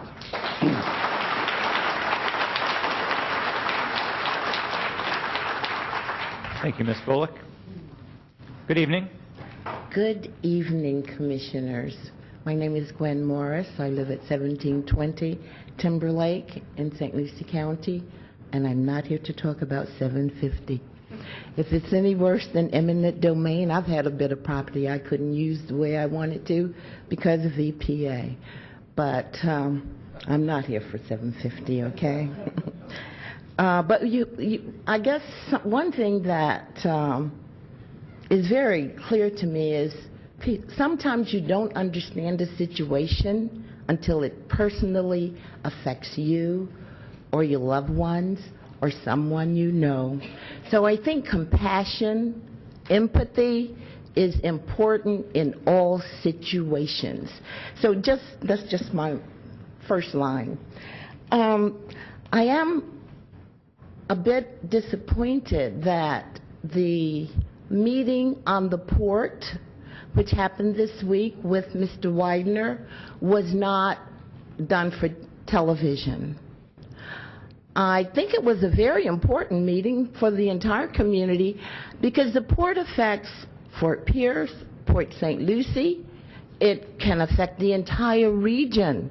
So everyone in St. Lucie County and in the surrounding area will and could be affected by the development of the port. So I really wish that it had been televised, and I don't know why it wasn't, because I think it would have been important information that for the entire community. Also, I want to thank you, commissioners, for moving forward with Phase 2. And I'd like to urge you not to just leave it to gather dust on the shelves, because people's lives are at stake. And until you've been there, you really don't understand unless you have that compassion and empathy. And developing the Port of Fort Pierce is already a very divisive situation in our community. And as the good leaders that I know you are, I think it's very important that we start having collaboration, and as commissioners, you try to develop consensus among your constituents so that we can have a plan developed on paper that we can move forward on, and not just piecemeal things as we think this will satisfy the community for a minute, and not be willing as leaders to do the hard things, the things that the community might not agree on. I would hope that as leaders you can bring the community together and get some consensus. That's what good leaders do, and I know that's what you are. I also am just a little bit disappointed in calling out the longshoremen as being the reason this is happening, or perhaps they'll benefit, because I think by doing that, that might be just a bit divisive, because it's not about the longshoremen. I hope the longshoremen are able to benefit from the development of the Port of Fort Pierce, because as you know, for years they have to travel to Cocoa, and a lot of the longshoremen fathers and sons kind of look forward to having a decent, good-paying job to support their family, which labor does, and Labor Day was just this week, right? And it seems to be like a war on unions. I'm a union person myself. I know a lot of people got ahead, a lot of families got ahead with unions. So I'm not anti-union. I'm for good jobs that support good families and help education. I'm for people. That's what I'm for. And I would just ask the commissioners to not just make this a Fort Pierce issue or a longshoreman issue that might become divisive. This is a Port St. Lucie issue. It's a St. Lucie County issue. And it spreads beyond St. Lucie County, so please think of it as such. Please don't put the document on the shelf and let it sit there. We need good jobs in St. Lucie County, and we need them now. Thank you very much. Thank you, Ms. Morris. Thank you. Good evening, Mr. Chairman, Commissioners, Ms. Outlaw, staff. I'm Richard Silvestri, 5708 Buchanan Drive, unincorporated Fort Pierce. I want to read to you some quotes from some things I've been reading. More than 80% of the world's staghorn coral population has disappeared in just 30 years due to disease, climate change, and human-related factors. Another quote, the staghorn coral used to be one of the dominant reef builders in the Florida Reef Tract. Coral research and restoration studies are deepening our understanding of how numerous factors, many rooted in human activities such as overfishing, burning of fossil fuels, affect the health of coral reefs in Florida and about the world. More quote, lots of coral biologists are making predictions about what's going to happen in 100 years. They're basing that on experiments where one variable has been manipulated, temperature, and more recently pH. Now pH, the higher the pH, the more basic, the more lye type, and the lower the pH, more acidic. We know, and we've heard, and I know because I have a Bachelor of Science in Chemistry, that if you The carbon dioxide in the air is raising world temperatures, and it also dissolves in the ocean, is lowering the pH that is making the oceans more acidic. Now, what I just read you was not written by Al Gore or President Obama. It comes from Miami, the University of Miami magazine, summer of 2013 issue, pages 22 to 25 if you care to look it up and see if I'm lying. I'll read you some other quotes for another publication. A profoundly altered planet is what our fossil fuel-driven civilization is creating. We have irreversibly committed future generations to a hotter world and rising seas. In May, the concentration of CO2 in the atmosphere reached 400 parts per million. Now, I might add that scientists were saying that once it reached 350 parts per million, the damage is probably irreversible. We're at 400 and counting. Coastal cities face a twofold threat.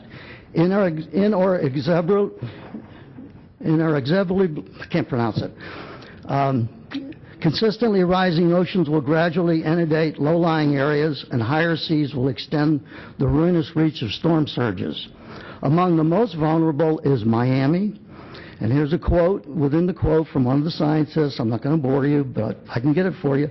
I cannot envision southeastern Florida having many people at the end of the century. With seas 4 feet higher than they are today, a distinct possibility by 2100, about 2/3 of southeast Florida is inundated. Sea level rise has already begun to threaten Florida's freshwater supply. About 1/4 of the state's 19 million residents depend on wells sunk into the Biscayne aquifer. Salt water is now seeping into it from dozens of canals built to drain the Everglades. Using fresh water to block the salt water will become impractical because the amount of fresh water would submerge ever larger areas behind the control structures, in effect flooding the state from the inside. With about 20 inches of sea level rise, 80% of the salinity-controlled structures in Florida will no longer be functional. When sea level rises 2 feet, he says, he being one of the scientists quoted here in the article, Florida's aquifers may be poisoned beyond recovery. Even now, during unusually high tides, seawater spurts from sewers in Miami Beach, Fort Lauderdale, and other cities flooding streets. A good friend of mine, some of you may know, is Jerry Beekler. He ran the Democratic primary for Congress.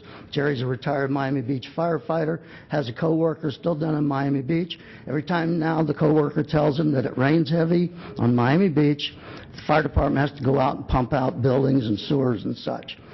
By the next century, I'm quoting again, if not sooner, larger numbers of people will have to abandon coastal areas in Florida and other parts of the world. Some researchers fear a flood tide of climate change refugees from the Bahamas to Bangladesh and a major amount of Florida will all have to move, and we may have to move at the same time. I'm not quoting Al Gore.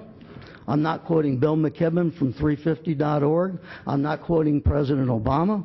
I'm quoting this month's issue, September 2013, National Geographic magazine. Time is up. The front cover shows the Statue of Liberty half underwater. I think you know my point. Thank you, Mr. Silvestri. By the way, just as a reminder, obviously various opinions are what make this country great, and we just ask that you would try and remember what it's like when you're speaking and how you would hope people would treat you. I know it's tough if you have varying opinions and feelings, but we love the fact that you're able to come and present comments and provide things for us. But it's also, we want to make sure that we're as respectful as we possibly can be. Good evening. Good evening. You getting tired of me yet? No. Linda Nichols Addison, 1450 Southwest Delaney Avenue, Port St. Lucie, 34953. I believe that 750 is a clear and present danger to the entire sovereignty of the United States of America. It is not, as Radhika Novak mentioned earlier, an American idea. It is the United Nations attempt to destroy our sovereignty, and I would really like to know why we were even here arguing for our Constitution, our constitutional rights as citizens of the United States of America, and why it is necessary for us to defend our position of what has and always should be the right of an American. I have lived in Europe.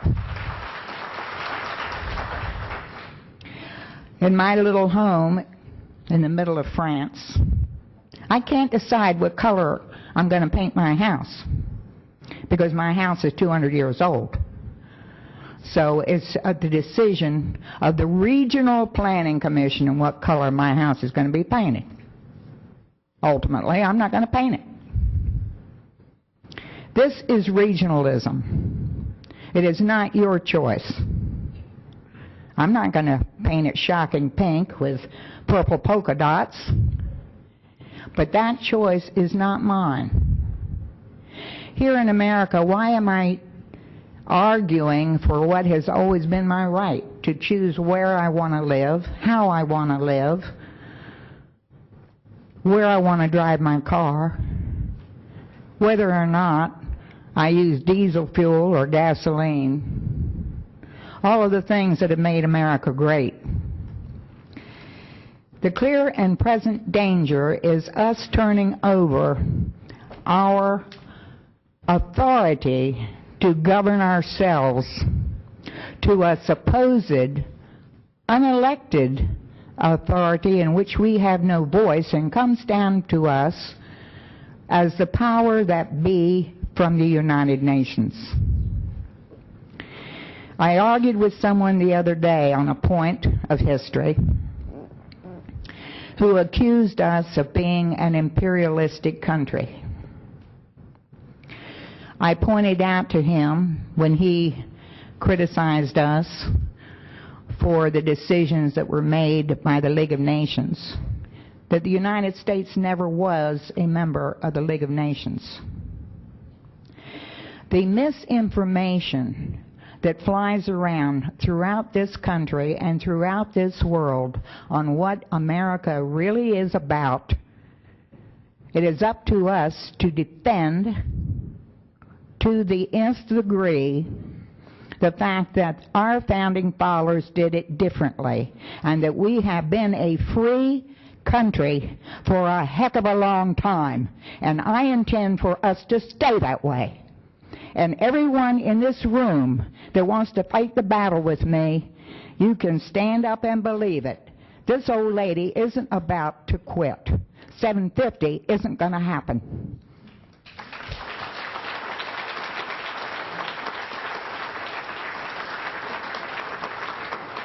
Thank you. Good evening. Good evening, Commissioners. Thank you. This is my first time also. I appreciate your easing us into that. I respectfully would like to mention something in regards to a citation the previous gentleman made before I go on about 750, and that is that the National Geographic lost much credibility a long time ago with me, but recently in the Gulf oil spill, I read that article 3 times to seek to find a single mention of the use of core exit chemicals by BP and the damages done to the people and the wildlife in the Gulf of Mexico. The greatest lie is lie of omission, and they omitted any reference to core exit in the National Geographic. At some point, a high school student, junior high school student, will use that magazine and a citation saying if it had been there, they would have mentioned it. But it's not there, and they lied by omission. I have no respect for the National Geographic. In regards to the UN, it was founded 1 year before my birthday. And I had a dear friend who passed from Agent Orange, which I call the Vietnam disease, from pancreatic cancer. And he was a Miami resident that did commercial fireworks. I mentioned something about the UN and the UN parks. The parks in America that are now delegated and run by the United Nations, all our federal parks. This was many years ago, 10, 12 years ago, and he laughed at me until he had occasion to travel and went into a park and saw managed by the UN. The UN, to paraphrase Terence McKenna, culture's not your friend, is not our friend. The 750 is the daughter, an illegitimate daughter of the UN. The Agenda 21 is coupled to this inseparably by stealth, by lies, by omissions, and it's unconstitutional. But in today's land of signing orders on presidential decrees, it doesn't mean much. However, the population still hasn't given up its position of ownership to that Constitution. It still believes that that Constitution is real, and they lean upon the people who they elected to maintain that. The sad thing is the name HUD. One only has to look a little ways to find Catherine Austin Fitts as the second in command of HUD and her computer system that she developed to find fraud, seized by the FBI for finding fraud, and not returned to her, and she was rendered, and I'm going to use this improperly, a eunuch for the remaining period of time that she was at HUD. The use of 750 is a soft hand of what's really happening around the world. It's happening right now. It's the soft hand of what's happening in Syria. It's the soft hand of what's happened in Libya. It's the soft hand of what the geopolitical status is for some unknown global control mechanism. The 750 is socialism on steroids. 750 is communism. 750 places non-governmental organizations, NGOs, in positions of power. No accountability. Who are these people? You don't know. They're unelected. They're in positions of power. This literally borders is treason. And those that follow and support a mechanism of treason are by definition traitors. Agenda 21, the daughter, the illegitimate daughter, 750, they are treasonous. Thank you. And just, sir,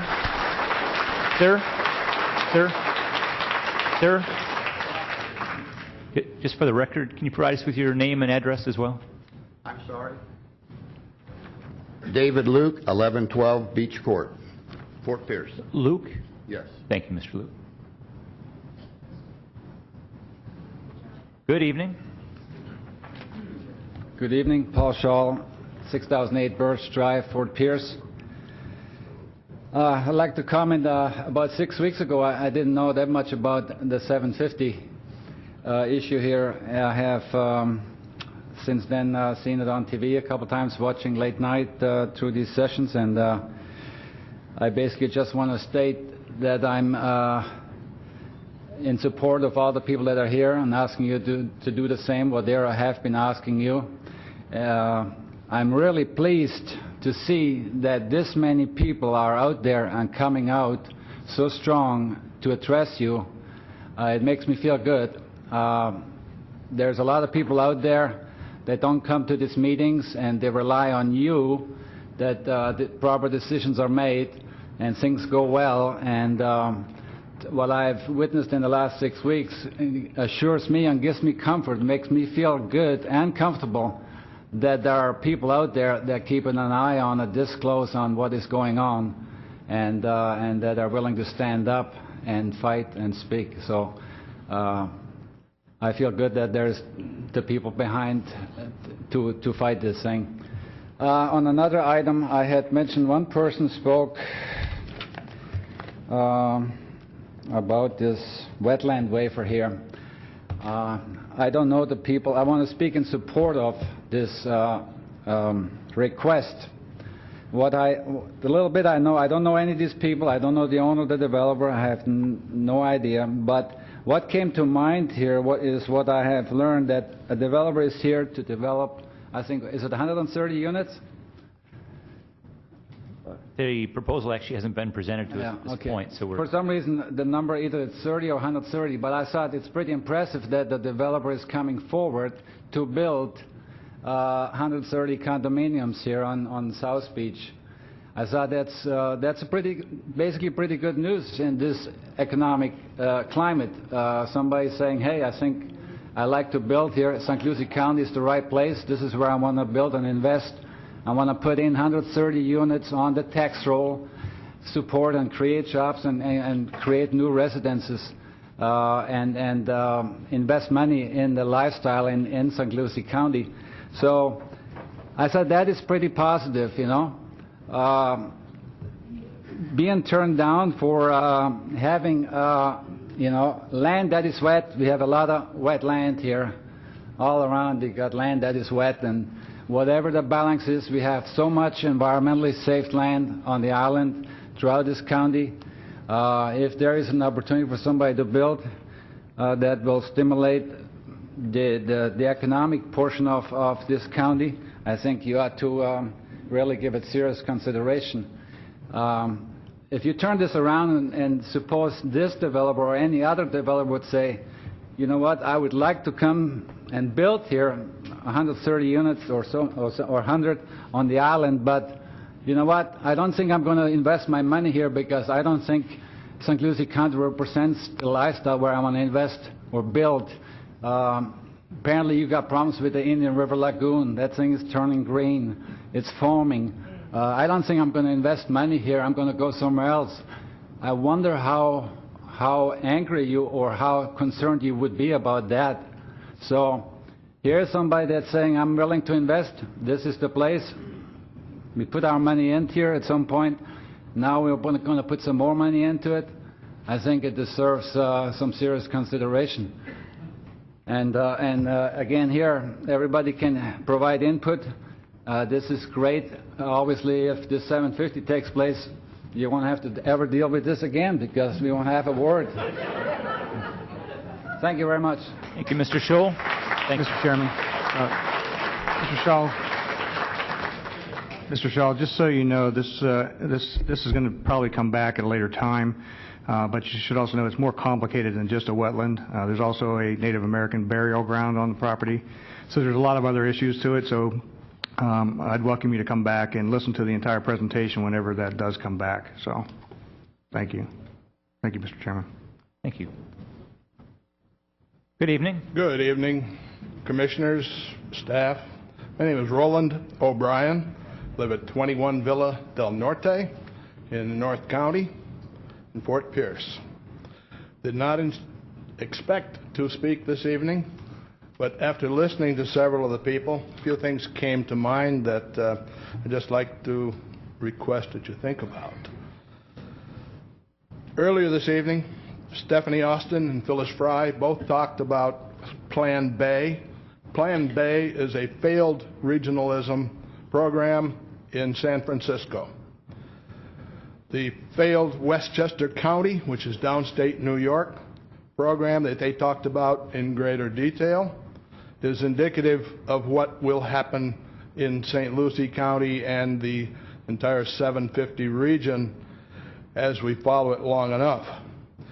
Now, this last weekend, I was with several thousand people at a summit in Orlando, the Americans for Prosperity, people all over the nation, specializing and talking about property rights, liberty, freedom, local education, that kind of thing. In other words, patriotism. We talked extensively with a gentleman from Iowa. They also had a failed regionalism situation. Started out very similarly to your memorandum of understanding. A very innocuous document. Just says, hey, we're interested in hearing more about this. Let's see what it says. What really happened was, on another level, very similar to what would be our South Florida Regional Planning Council. When it gets to that level, it's yet another document, and there are more agreements, and it starts to become operated strictly by, as you've heard this evening, unelected bureaucrats who will actually take over both county and city government. Now, in summarizing, the NSA, we all know what's happening with the NSA lately, and the President of the United States and the Justice Department say no one any longer has privacy rights in your own home, between man and wife, husband and wife. With the IRS doing what they want to do these days, no penalties, no one has been severely chastised for doing things that are patently illegal and immoral. Drones, who knows what drones are doing these days? And with bipartisan backing, right now President Obama is looking into whether or not we should shoot bombs into Syria. And that's another topic.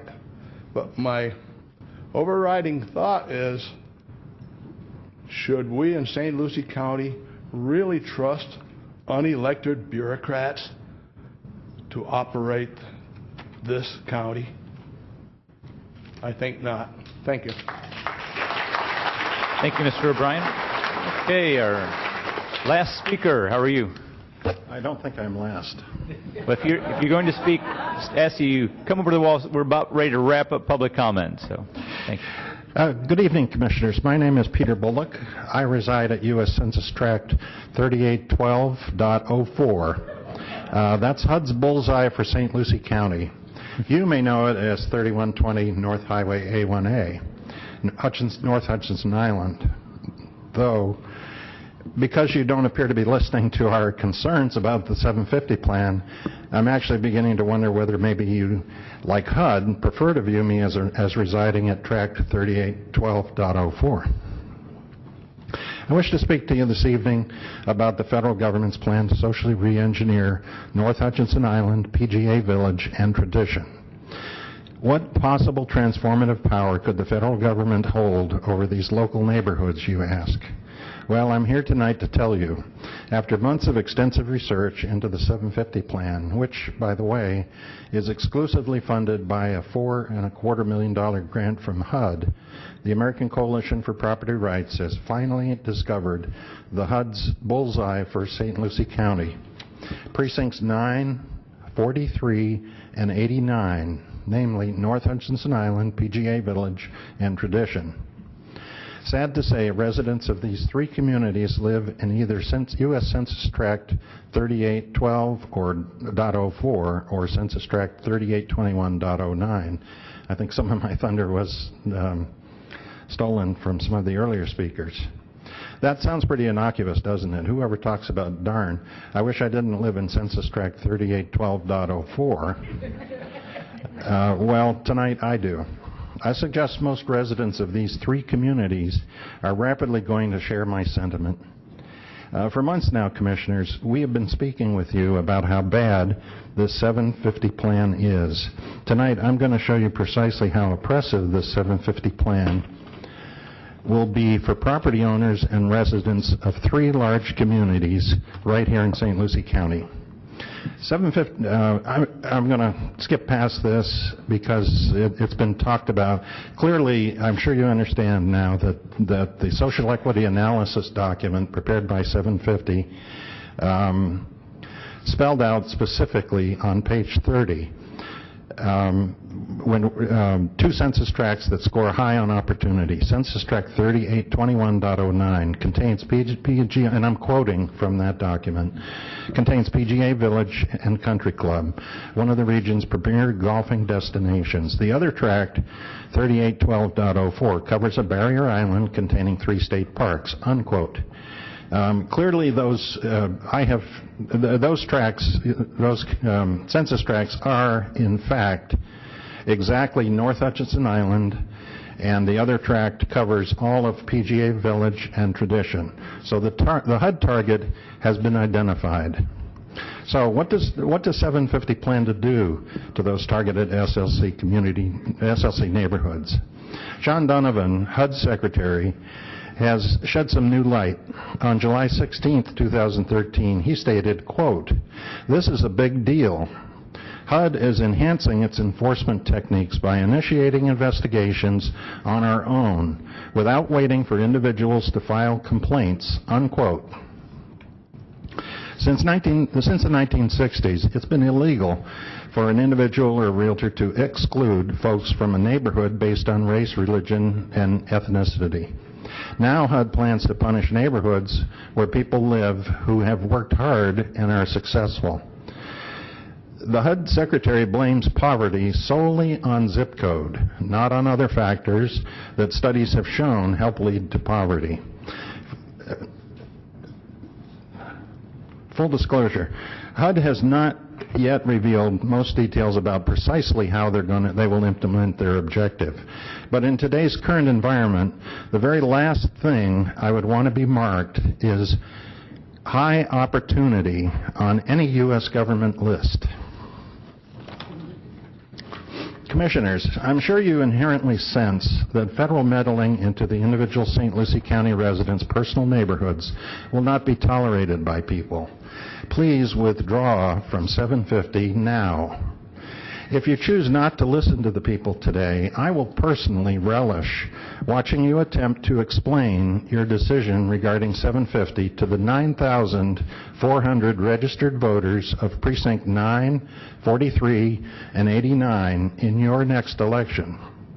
I, along with the army of citizens who have addressed you these past many months now, will be more than willing to explain your 750 decision to these voters. Now I ask you, whom do you believe will have the more convincing argument? It's been my pleasure to address you this evening. Thank you, Mr. Bullock. Thank you. Good evening. I'm smiling tonight. Commissioner Zadowski, I hope I'm not scary as I was the last time. You don't frighten me. You're too nice. For the record, my name is Judy Culpepper. I reside at 7921 Plantation Lakes Drive in Port St. Lucie. And I'm also going to say and share for the record that I am a former county commissioner. I served 2 terms from 1986 to 1994, and I'm very proud that I was honored with the ability to give that service. And I want to tell you that the reason that I'm here speaking, because I vowed when I walked out of here almost 20 years ago that I would not come back in here and bother the people serving. I lasted 19 years. I think that's pretty darn good for me. And I just have to tell you, I've never seen anything like this in my entire life, or I wouldn't be in here. And I think if you go back into the history of the county, my reputation, while you may not have agreed with me, was one that I did my homework, I knew what I was talking about, and I always was willing to share where I was coming from. And if I didn't agree with you, I would say to you, please, bring me information that I don't already have, and I will certainly entertain it and perhaps change my mind. I was not inflexible. So let me just recap for you, if I could. You've heard tonight about not letting bureaucrats make our decisions, and that makes me want to share one more little county commissioner thing with you. When I first stepped into office, I'll never forget what someone said to me. They looked at me and they said, "Judy, so you remember something. Politicians come and go. Bureaucrats are forever." So as long as we've got that down, we've heard about social equity analysis. Pretty frightening and boring thing to read, I might tell you. We've heard about the woes of Westchester, which will be the woes of St. Lucie County. Blueprints about neighborhoods all over the USA, and they are all over the USA.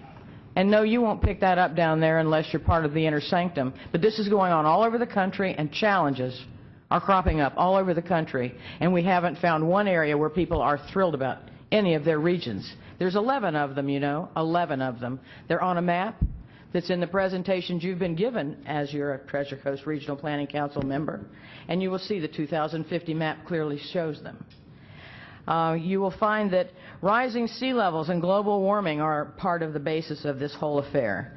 You'll find out, and you learned tonight if you didn't already know, that the officials in Indian River County that were familiar with this, that sat on that Treasure Coast Regional Planning Council, have not waited forever to get off. They got off in December of 2012, followed by the City of Vero Beach in January of 2013, followed by their school board, and they will be working with Sebastian and Fellsmere soon.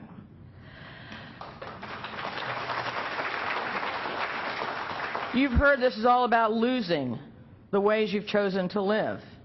And somebody mentioned stakeholders tonight.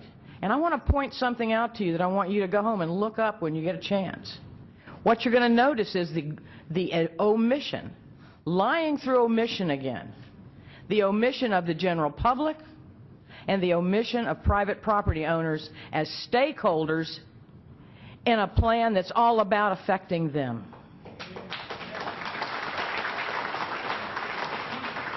And this is a plan which isn't a plan, because every one of you that I've talked to says, well, we don't know what it's all about yet, Judy. We want to wait and see.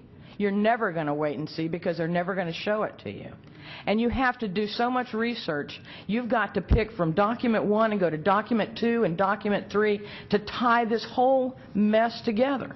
It is extraordinarily overwhelming. You heard from oh my gosh, it was all I could do to stay in my seat. When I heard from a constituent here tonight who is reliving the communism she left only to have that nightmare again. I mean, what are we thinking about? About the follies of government planning we heard about. We heard about statistics on our ethnicity and our race. And we talked about the clear challenge of our sovereignty of the United States of America. We're not talking about just us. This is the local implementation of the global plan. It's the local implementation of the global plan. That is what this is all about. Why do people have to argue about what has always been their right? I mean, that's going through our brains too.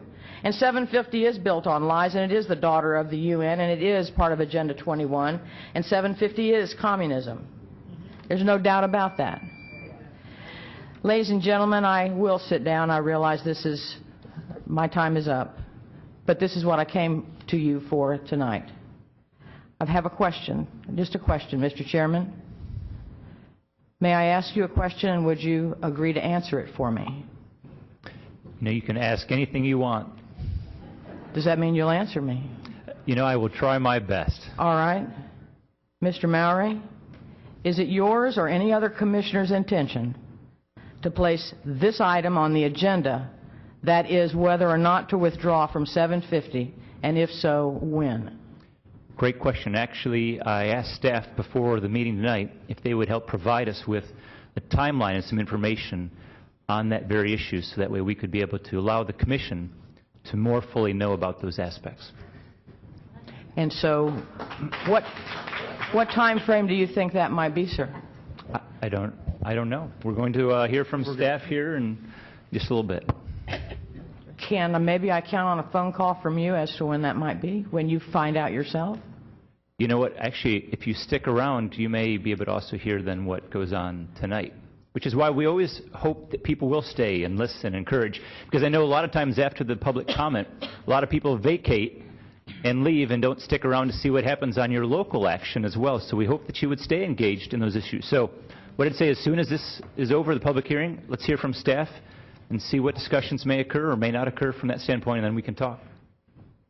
We just might stick around. Thank you, sir. Good. Thank you.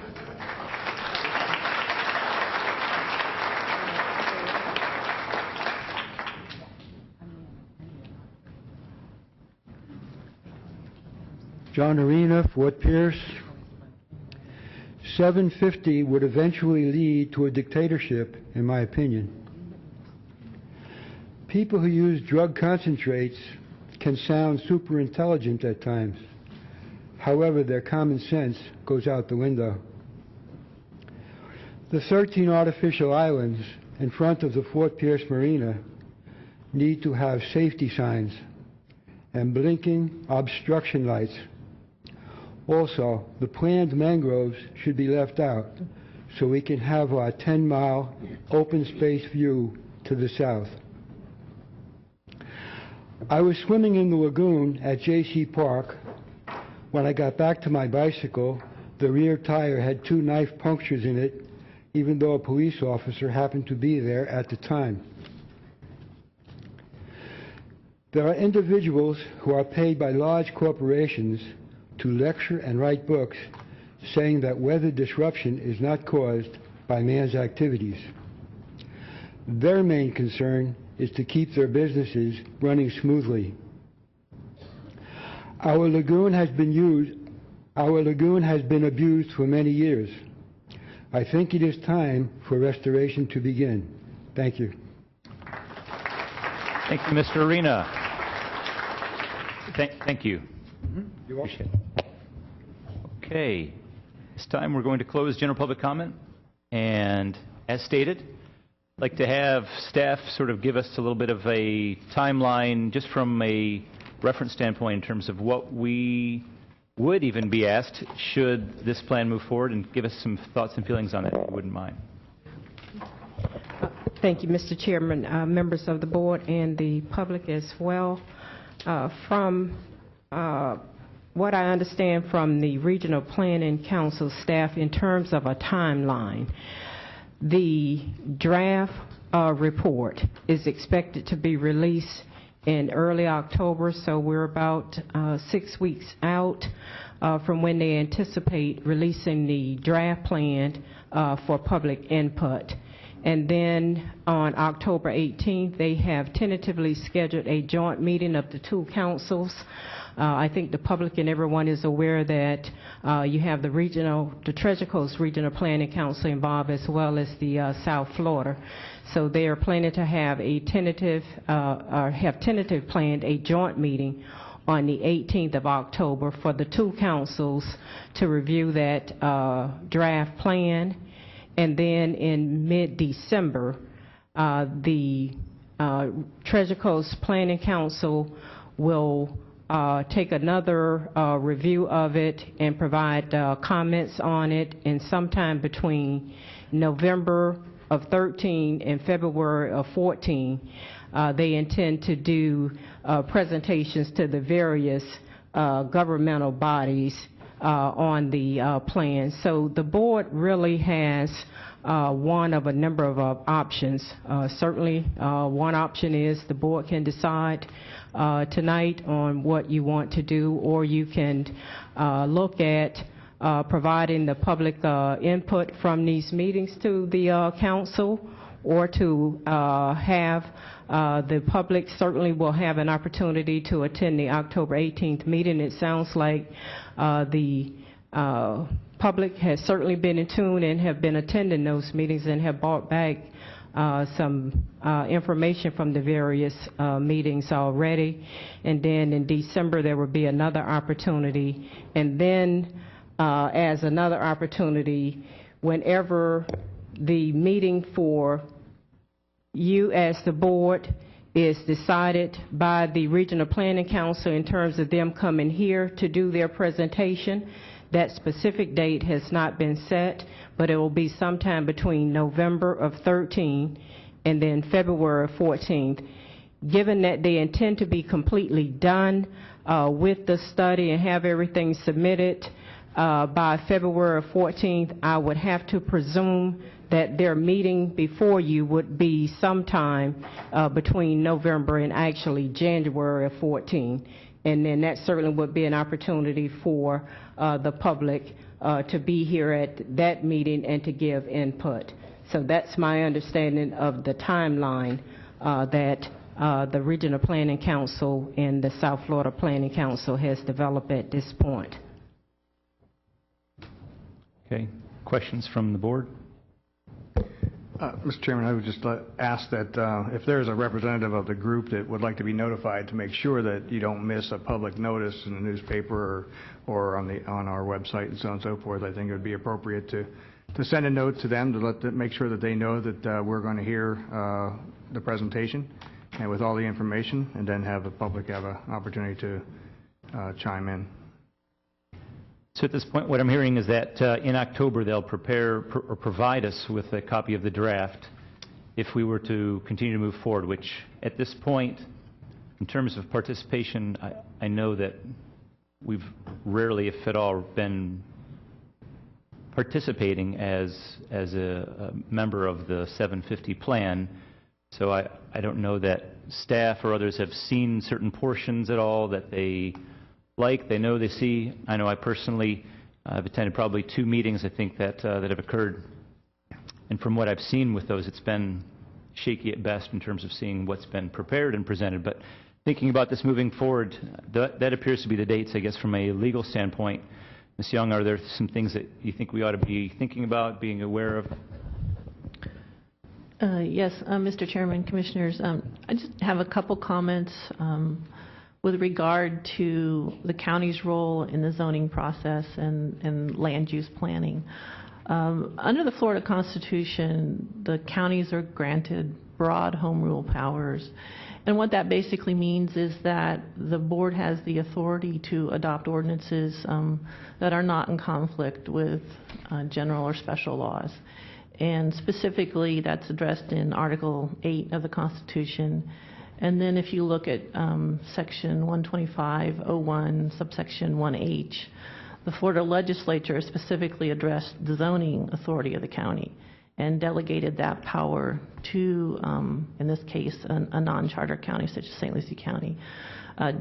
Overall land use planning, we've had some references to the county's comp plan tonight. Those are also powers awarded to the counties under Chapter 163 of the Florida statute. So if there were going to be any changes to the county's authority and power to deal with local zoning issues, that would require changes to the Florida statutes, and that would be done by the Florida legislature. So I understand the concerns that everyone's expressing, but I just did want to address that there is that protective layer, if you will, that comes from the Florida legislature based on the Florida Constitution and widely recognized by the Florida Supreme Court and other courts in the state, that those are broad powers and that they look to the counties for those decisions under Chapter 125 and 163. Ms. Young, I think what's been important to this discussion is although we may have those powers and that those powers cannot be usurped by a federal agency coming in and wanting to take those away, the Westchester County case, I think, is what's been prevalent in a lot of people's minds, because in that particular case, the Westchester County's cities, various cities within inside the county, their zoning laws and others were affected as a result of that settlement that occurred. Mm-hmm. And I think it's one that people in the audience, I'm sure, are going to be thinking, well, what's going to stop HUD from coming in and mandating and forcing a change to occur to the county's established zoning ordinance, land use plans that are in place? And I can't speak fully to New York law. I'm not admitted to the New York bar, and I wouldn't presume to do that. But it's my understanding in that case, it was initially started by a private housing advocacy group that sued Westchester County and then brought HUD into the lawsuit. The resulting settlement agreement dealt with the issues that are of such concern here tonight. So you have some different fact patterns than what we might be looking at here. Each case is going to have to be looked at separately. Certainly there was reference tonight to the case out in California. That's a different plan. The other ones I think that Commissioner Culpepper referenced throughout the country that might have issues. Each one of those are going to have to stand on their own. There are some obviously perhaps similarities in those cases, but we don't have those facts here certainly tonight. And you know what the board is looking at, again, as Ms. Outlaw said, you all have not received that draft plan, and once you do, there will be several, if not multiple, opportunities for both this board and the members of the public to comment before anything might be finalized by Regional Planning Council. And again, there are those legislative protections with regard to the county zoning power. It's not that they may, but that they are authorized, and there's not another entity that is authorized to make those zoning decisions for the county. So nobody else is able to make those unless in that particular case in Westchester County, they, through their lawsuit, were required as a result of the penalty phase to make those modifications. Right, and as it was said, it was a settlement agreement. So for whatever reason, that was the agreement that they entered into to end that lawsuit. Mr. Chairman, I would like to add, in terms of the draft report, it's not going to just be released to the governing bodies. It's going to be made available to the public for their input as well. Thank you. Questions from the board on that? Realize we're not in an agenda item, but this is... Okay. In terms of the timing, I know personally, as it relates to the timing moving things forward, I have no strong feelings towards this plan whatsoever. I mean, I don't care to move forward in that particular sense, but each of the board members, I mean, if you want to discuss timing and those aspects, clearly we can do that now. We can do that as a point later on, but that's up to you all to decide. Mr. Chairman, I would just add simply that we haven't seen the draft. We haven't been given the information that would possibly be approved. And so from that standpoint, we are not able to provide, as was indicated by some of the speakers, to read and understand and to know what, if anything, we might agree to. And we have been very transparent with the public in providing information and providing the opportunity for public comment, and to, in this case, if there was a plan that came forward that this board would consider approving, it would be in an agenda item, and we would have it fully provided to the public to come and chime in. So I'm very proud that this board has always been very transparent, and so until the proposal comes forward in February, I'm willing to sit back and wait until I see what comes of it and continue to take the information and review and read as has been indicated. Ms. Outlaw, as it relates to the plan, and this may be you or Mr. Satterley, I know there's been some questions just about whether or not this plan is adopted or how that's adopted. Can you or Mr. Satterley, can you at least reference what you know at this point as it relates to the plan and what action will be requested from our board? My understanding is that the Regional Planning Council will present the board with a couple of options in terms of actions from the board. It certainly, and those actions will vary from just a review and acceptance of the plan to an adoption of the plan or to just consider the plan. So there is not a requirement that the action from the board be to adopt the plan. You all can hear the presentation and elect to not take any action. You all can hear the presentation and indicate an acceptance of the plan, and if there is a portion or aspect of the plan that the board feels fits in with how you want to see the county governed, you can elect to have staff to move forward on that particular aspect of the plan or not. And if there is nothing in the plan that the board wants to support, the board would have that option as well. I guess last question I have is, Ms. Young, do you believe that this plan has bound us in any way, shape, or form as a result of our participation? No, I don't. I think that through the memorandum of understanding, the county did not provide any funding for the project. We agreed to participate in the sense of providing, data and so forth, but no, we have not done that. And as Ms. Outlaw said, were we to decide that there were parts of it that the board wanted to implement, that would be done through, I would assume, an ordinance procedure that would amend our land development code or code of ordinances as might be necessary. But to date, you know, as you said, several people have said, you all have not received the plan.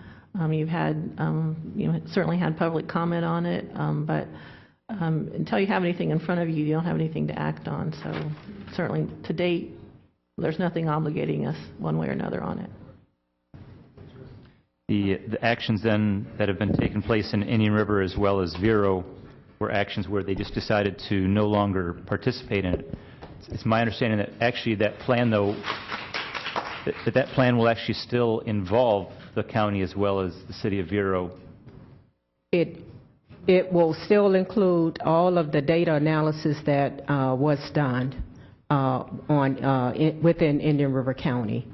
The fact that they pulled out, given that HUD funded the study to be done on 7 counties, my understanding is that that analysis, you know, for the most part, actually has been done and will be part of the study. So what does that mean by pulling out? Well, that's an excellent question in terms of what it means. I think politically, it certainly says that Indian River County does not, you know, support the notion of having that 750 concept in that study done on their county. From a practical standpoint, I'm not clear on whether... The technical side, from a technical standpoint, by pulling out, if the plan is still going to encompass Indian River, St. Lucie, Martin, any of the counties that were part of the original memorandum of understanding, what is technically done by somebody saying we are no longer a part of that? Is something nothing that I'm aware of from a technical standpoint, in terms of them being excluded from the report or the data and whatnot. From a technical standpoint, my understanding is that there would be no change. That data and that still would be incorporated in the final report. HUD is still incorporating all of their data, all that county's data into the plan. The statistics and all, yes. I mean, Ms. Young, technically, I mean, To be honest, I'm not certain if it does anything more than that, other than, you know, if they have the information, the data, they have it, they're going to use it for the plan. I think the one thing it does obviously indicate is that they don't intend to implement any of the recommendations that might be in the plan. And they've made that decision already for themselves, but I don't think it does anything more than that. I think the study will use the data as it would from all the other counties and make whatever recommendations it's going to. Mr. Chairman, from a legal standpoint, all the data and information that was provided, that is actually something that's done every decade through the census process. Those are similar statistics that are gathered every 10 years to manage districts, voting districts, blocks, congressional seats, Senate seats, and so on and so forth. So the census data is something that has been done for decades, and so that information is still available and would have been available anyway. That's correct, and I certainly don't know what other information they might have obtained from Indian River County, but as with us, I would assume anything that they have is a public record anyway, so it would be provided to anyone that requested it. Anything else from staff? Not to preclude the board from finishing up your discussion, but I would ask the board to take into consideration, you know, directing staff to follow up with the Regional Planning Council on whatever action that the board wants to take. If it's, you know, to have the board's presentation in October or in November. We have a very concerned community about, you know, this plan, and I think that the sooner that we can get, you know, the presentation on the draft report, the better, if that's the board's wishes, as opposed to having us scheduled at the back end of the timeline, which takes it to February 2014.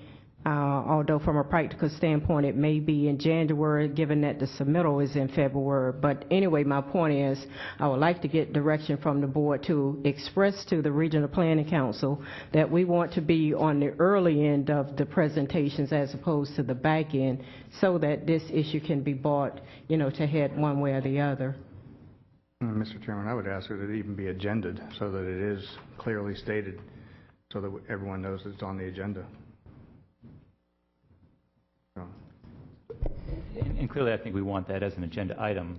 But in terms of your question about direction from that standpoint, I think maybe the commissioners can each provide their comments at this point. And Mr. Chairman, I would support it. The sooner the better. And I just need, normally I wouldn't do this, but I'm going to say it anyway. All of us are charged as elected officials to not make a decision on a vote until you have all the information in front of you.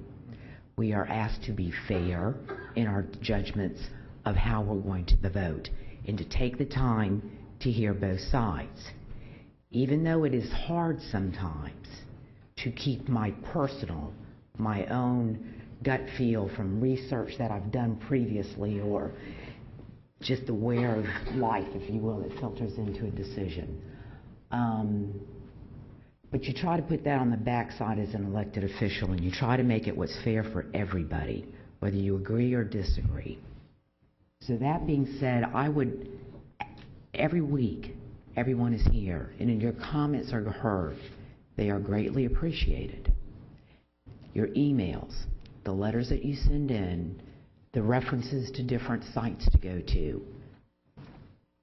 I will say that I'm pretty sure the rest of this board looks at those, and they read them, and they do the research in preparation for when that vote is going to come. It puts us at a real disadvantage to be asked publicly prior to the information being put in front of us and being asked to be voted on it, where we stand. That's not fair. It's not fair to us, and it's not fair to either side of no matter what the issue is. You would want us to be non-judgmental looking at a vote. You would want us, I would hope, to be honest, to take our time and gather all the information and then make an informed decision. That's what I'm asking you to bear with us for the next, 6 weeks before that plan comes out. I have heard and I have listened, and I'm continuing to read the emails. I am continuing to meet one-on-one, as I'm sure many of the other board members are, with anyone who's called and asked. That will continue over these next 6 weeks. But allow me the time to do the job that you elected me to do, to be fair and equitable before I make a vote, not make a vote before everything's in front of me.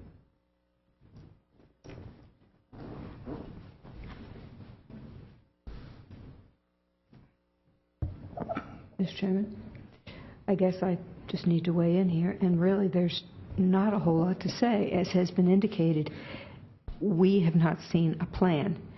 And I have been doing this for a while, you all know that. And quite honestly, I've written a response to one person, and as I wrote that, it kind of clarified things for me.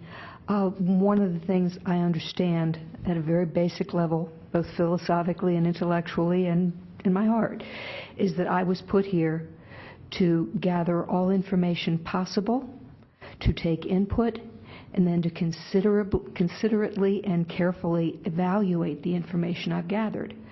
I have a real problem here because I cannot gather information. The plan is not compiled as yet.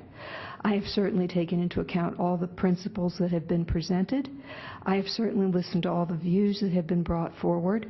And as I have indicated to some of the folks I've talked to individually, some of the principles I have agreed with completely and wholeheartedly. But until I see this plan and know what this plan actually says, I cannot render a judgment. As Commissioner Hutchinson has just indicated very eloquently, I feel my job is to get together all the information I can possibly find, take all the input I can possibly get, and then sit down and carefully consider those things until I have full information. I'm doing you a disservice, I'm doing us a disservice by presenting a decision just offhand on the fly. And granted, after all the times you have come here, I can't say it's offhand on the fly. I have taken notes, as you've noticed. It's just my habit. I do write down what you say. I do consider what you say. I've been sent invitations by some of you to check out websites and what have you. I have indeed done that, I can assure you. But until I have a 750 plan to refer to, I am at a real disadvantage here. I cannot render a decision. That said, I do agree if early October is a release date for the first draft anyway. It says here in early October the 750 plan will be released in its entirety for public input. I would ask all of you who have stated your thoughts on this plan to please read the finished product as well. I don't know what they are going to bring forward. I don't know what this plan consists of in its entirety. And until we do, I think it's really too soon for all of us to make a rush to judgment. Once again, I have agreed with many of the principles that have been brought forward. I agree with you that they are, in a lot of cases, basic bedrock American principles. The United States of America, I guess I should say. I agree with all of that. But I just can't at this point make a decision until I have the product. I don't know what this product is going to say. That said, once again, if the first draft comes out in early October, there's a meeting of the councils on October 18th. They're going to be ready to come out to local governments from November to February. I too would request that, since we have had such a large amount of interest locally, to be polite in some cases, although you have all been remarkably polite for something so passionately held, and I do appreciate that. I would request that the Regional Planning Council, if that is, or the folks, it won't be just the Regional Planning Council, if the folks who are going to present to us come as soon as possible, I would certainly appreciate it. And if that's in the November timeframe, I would just ask all of you to be aware in early October. I'm sure you will hear about the plan possibly before we will, and I would ask you to read the plan along with us, continue to provide us with your input, but I'm looking forward to getting the final presentation sometime, hopefully in November, if that's the first time they can come forward. If I may, Mr. Chair, I just want to echo the sentiments of my colleagues. I respect everyone up here to the highest degree, and I have had, from my time being here, a great relationship with everybody. But I also said that to say this. One of the things that I've learned as a commissioner, you have to listen to everybody. And one of my commitments is to not make a decision without being equitable, committed, and giving opportunity to all sides. And it will be unfair for me to make a decision based upon one side of the information. That does not say that the information that you're given doesn't have any credence to it, because I'm pretty sure you've done your homework relative to that. And I know you know your side better than anybody else. But I challenge you to investigate the other side when that report comes out. I'll investigate that side, and I'll investigate your side as well, and come up with a viable solution that will be beneficial to the county. Because at the end of the day, it's not about a person, it's about people, and it's about the county. And that's where I stand on that. Know that we have your best interests at heart. Know that we're not in this position to lose authority, because we ran for this position to be in a position that we could help guide and lead this county to the next level. And we need that, and I believe we can do it. We have a great board. We have some committed leaders, and we do have our citizens, constituents' heart in our hand, and also their heart in our heads as we lay our head on the pillow at night. We do think about you. We do think about your concerns. We do read your emails, as was stated earlier, and some like us, some don't like us. But we don't get paid to be liked. We get paid to do what's right, and it's not about pay. It's about people, and that's all I really want to say. But I want you to understand that I have your best interests at heart. We have your best interests at heart, and just give us a chance, okay? Good. I want to say I've really enjoyed this board, and prior to becoming an elected official, I was a city manager, so I got to sit where Ms. Outlaw sits, and I used to watch the wrangling going on, and used to always think, oh, look at the politicians. And it's interesting to be in that seat now where, whether I'm a bureaucrat or whether a politician, that's an interesting question. Thank you, Ms. Culpepper. But I have to say that I watched several meetings in the past before I came on board, and I saw contentious members of the board attacking and going at each other. And I have to say that as a whole, this board, I've seen a lot of decency, and I've seen a lot of solid commitments for this group to try and work together to try and make sure that we represent the county as best as we can. And trust me, there are times where inside I'm sure we want to strangle each other because of positions or feelings that we may have, but I think we've really tried to do our best to represent you and to do the job that we've been called to. In fact, I had somebody the other day say, do you realize sometimes if you're sitting up at, they call this the dais, if you're sitting at the dais, you have to be careful with how you use your face.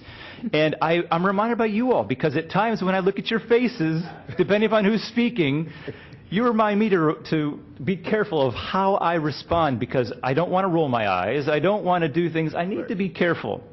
So thank you as well, for reminding me constantly about that. And thank you, board, for being what you are. I have to say, whether it's the 7-county 50-year plan, whether it's the lagoon, whether it's the port, whether it's the landfill, whatever it may be, we're hopefully there to try and work through those issues. We may not all have the expertise that you want us to have. We may not all have the attention to your particular area that you want. But I think that we will at least give our effort to do what we believe we've each been elected to do. I know that as it relates to this study, since I'm the last, I feel I can say that I have not cared for the plan, but from that standpoint, it's one that this board has the ability to move forward and to do that. But in the end, I feel like we will each be able to verbally and vocally express our opinions of that plan as that comes forward. This time, let's take a recess, and we'll come back in 10 minutes.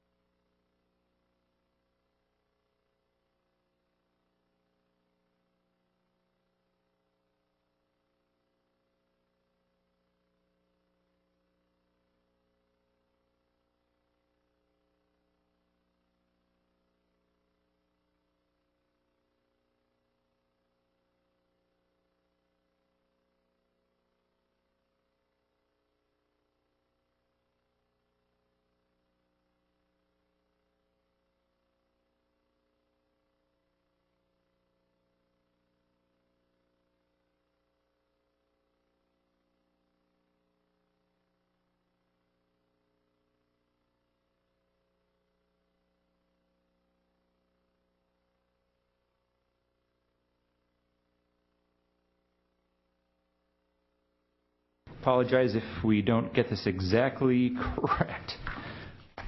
If you don't mind, we're going to begin with the consent agenda. And just as a note, I didn't have any additions or deletions to the agenda tonight that were noted, unless there's something else I'm missing.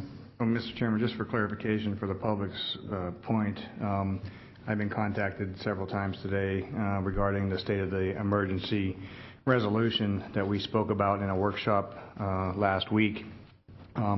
Many of the public felt that it was something that was being brought forward tonight, but it's my understanding that we are reviewing the language to try and find suitable language that would be appropriate for multiple counties to come into an agreement so that we come together as one strong voice.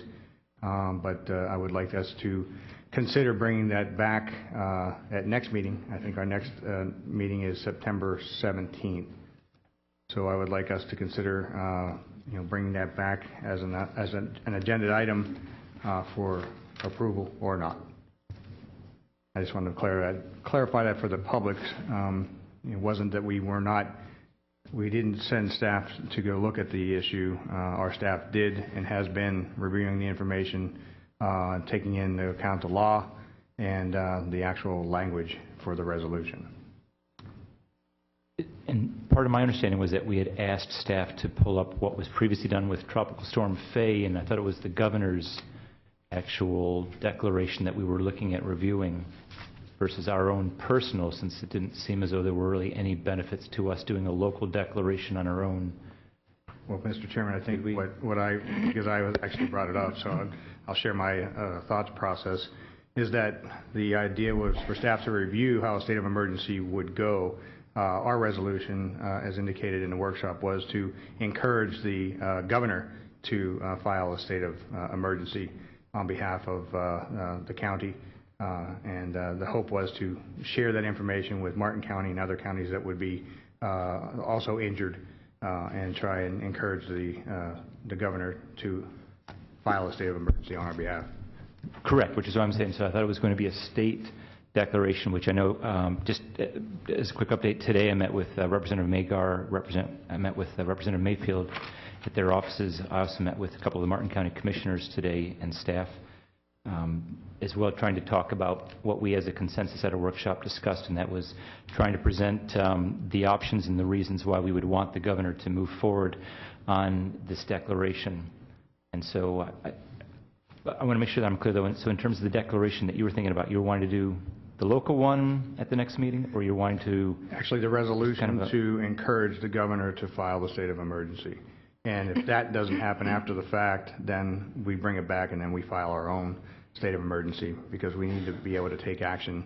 Although, as you indicated, local action at the county level would be limited with the state of emergency. We'd have more options available to us. So you're talking about a joint letter? Well, again, the resolution, I think we've sent the draft version to other counties so that we could actually sing from the same hymn book, if you will, so that we're a much stronger voice as multiple counties encouraging the governor to entertain state of emergency. Mr. Chairman, just to follow up on that, but and this is not to put words in your mouth by no means, and because we can't talk about it without being out in the public. I know at that very same workshop or discussion that we had, Commissioner Sadowski, we had also asked the chair to move forward with reaching out to to our other county commissioners to the south of us, along with the state representatives. And I don't have a problem with doing what you're asking. I just want to make sure he's been able to do that before I go down that road. If he's, being successful in getting a consensus built up there, which was what I had thought we had asked him to do. So, I mean, if you want to bring it up, maybe a report to us on next Tuesday, which is an informal meeting, and let us know where you stand, Mr. Chair, before we set a date certain for the 17th. I would appreciate that. That's good. I have a meeting also set up on the 20th with Negron, and that's the soonest we were able to meet with him, although we will have already met with all the state reps. We've met with Larry Lee, Gale, Magar, and Mayfield. But Negron, the soonest we were able to get in was the 20th. So that next meeting you were talking about is September the 10th. That's a Well, even formal. just for an update, if you feel like you've been able to reach a consensus so that we know where we stand going Perfect. forward. Let's do that. If staff would mind, just put that on as one of the items for our September 10th workshop. All right. As stated, I feel like we're out of sorts for our meeting, but that's okay. That's the way we're rolling tonight. So we're back to the consent agenda. No new items. Is there anything that the commissioners would like to have pulled for a separate discussion or a separate vote from the consent agenda? Mr. Chairman, I need to pull warrants list number 46 only to abstain. Mr. Chairman, move approval, item 46. Second. Warrants. We have a motion to approve warrants list number 46. We have a second. Any discussion on that? All those in favor, please signify by saying aye. Aye. Aye. Motion carried. Any other item wishing to be pulled? Seeing none, is there a motion to approve the consent agenda? Motion to approve. We have a motion. Second. It's been motioned and second. Any discussion? All those in favor, please signify by saying aye. Aye. Aye. Motion carried. Okay. With that, Commissioner Hutchison. Can we recess the county commission meeting Okay. first? Okay. That's why I wanted to check to make sure. Is it recess or? We're going to recess for a moment and open up as the erosion control district so that this, we need to deal with this in a timely aspect. So if we can, we're going to recess the county commission meeting and we're going We'll to turn come over to to order St. Commissioner Lucie Hutchison. County Erosion District. First on the agenda is general public comment. Seeing no one, we'll move on to today's consent agenda. Is there a motion, if no discussion? Motion to approve. Second. All those in favor? Aye. Motion passes, consent passes. We are now at the end of our meeting. Would someone please make a motion to adjourn? Did you need public Motion to comment? adjourn. Did we need to do public comment? I already asked and there was no one. Wow, you were faster. Thank you. Okay, we're going to reopen up our board meeting. At this time, we have item 8, which is our public hearing portion. We're going to turn to the county attorney's office and begin with item number 1. Thank you, Mr. Chairman, Commissioners. Ms. Barbieri will be handling actually all 3 of the county attorney's public hearings tonight. Mr. Chairman, Commissioners, for the record, Assistant County Attorney Catherine Barbieri. The first item you have before you is our solid waste final assessment resolution. On July 16, 2013, the Board adopted the Resolution 13-121, the solid waste initial assessment resolution. This resolution authorized the Board to impose assessments for solid waste services for the fiscal year commencing October 1, 2013 at the rate of $252.06 per dwelling of collection on the 2013 tax bill and established tonight as a public hearing. The rate will be the exact same rate as it was for last year's fiscal year of the $252.06. Notice was published in the paper as required. The property appraiser has prepared the 2 final assessment rolls. Assessment roll A contains the residential properties within the county solid waste urban service area at the 2013 assessment rate of $252.06 per dwelling unit, and assessment roll B contains residential properties located within the county solid waste urban service area that were erroneously omitted from the 2012 assessment. At this time, staff is recommending that the board approve the solid waste final assessment resolution and authorize the chairman to sign the resolution. Any questions for staff? This is a public hearing. Anyone wishing to address the board on this item, please feel free to do so. Seeing no movement, we'll close the public hearing and return to the board. Motion to approve. We have a motion. Is there a second? Second. It's been motioned and second. Any discussion on the item? Hearing none, all those in favor, please signify by saying aye. Aye. Aye. Motion carried. Do you drink water? I'm sorry? Do you drink water? I'm doing a coward tonight, actually. I have the Mountain Dew going on. Okay.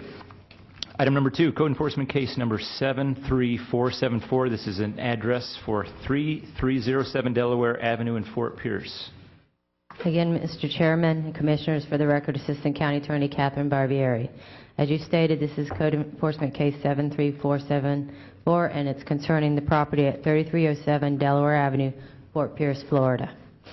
It's being brought to you per instructions from the St. Lucie County Code Enforcement Board. St. Lucie County has received numerous complaints from the neighbors about this property at 3307 Delaware Avenue and have exhausted all avenues to gain compliance. The property has been cited 6 times since 2002, primarily for violation of Section 1919 of the St. Lucie County Code and compiled laws, which is abandoned property, junk, trash, and debris. There have been liens that have been placed on the property for this violation.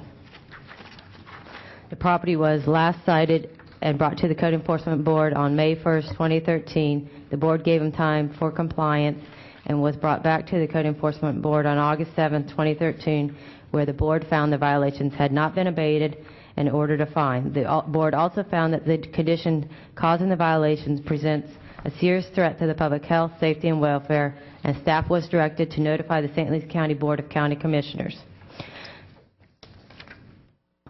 The notice has been provided as required. I believe you have before you the owner of the property. He's here, I think, to tell you the efforts that he has been making to bring it into compliance and what his plan is. And there are neighbors here who are to address the board about this process. This is quasi-judicial, and we are asking you to notify us of it. Any questions for staff? On the quasi-judicial side, I've actually had letters from some neighbors, and I've not heard from the actual homeowner yet. Any other quasi-judicial Mr. items? Chair, I too have received emails and phone calls from the neighbors, but I do have a question from staff. Is it appropriate to ask it now, or do you want to do the quasi first? You can ask that as well, as then we'll have all quasi-judicial items. I noticed that in some of the backup and stuff that this has been an ongoing issue since 2002, which is, what, almost 12, 13 years ago, ongoing. Could you tell me on any of the liens that have been put on in the past, have any of those been paid?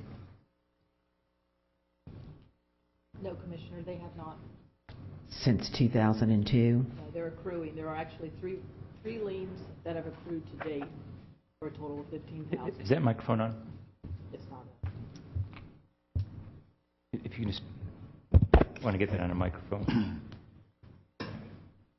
To date, there are 3 liens that have accrued on the property for a total of $15,000.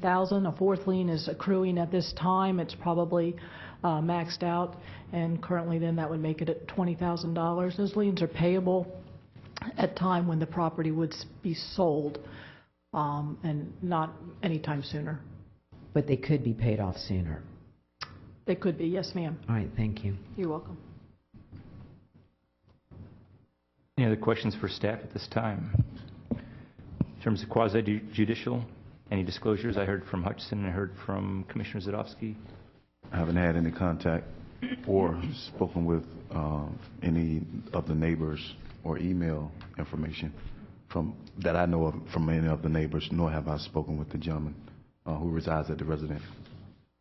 Mr. Chairman, I believe I saw a letter which was sent to everyone. That's the extent of my disclosure.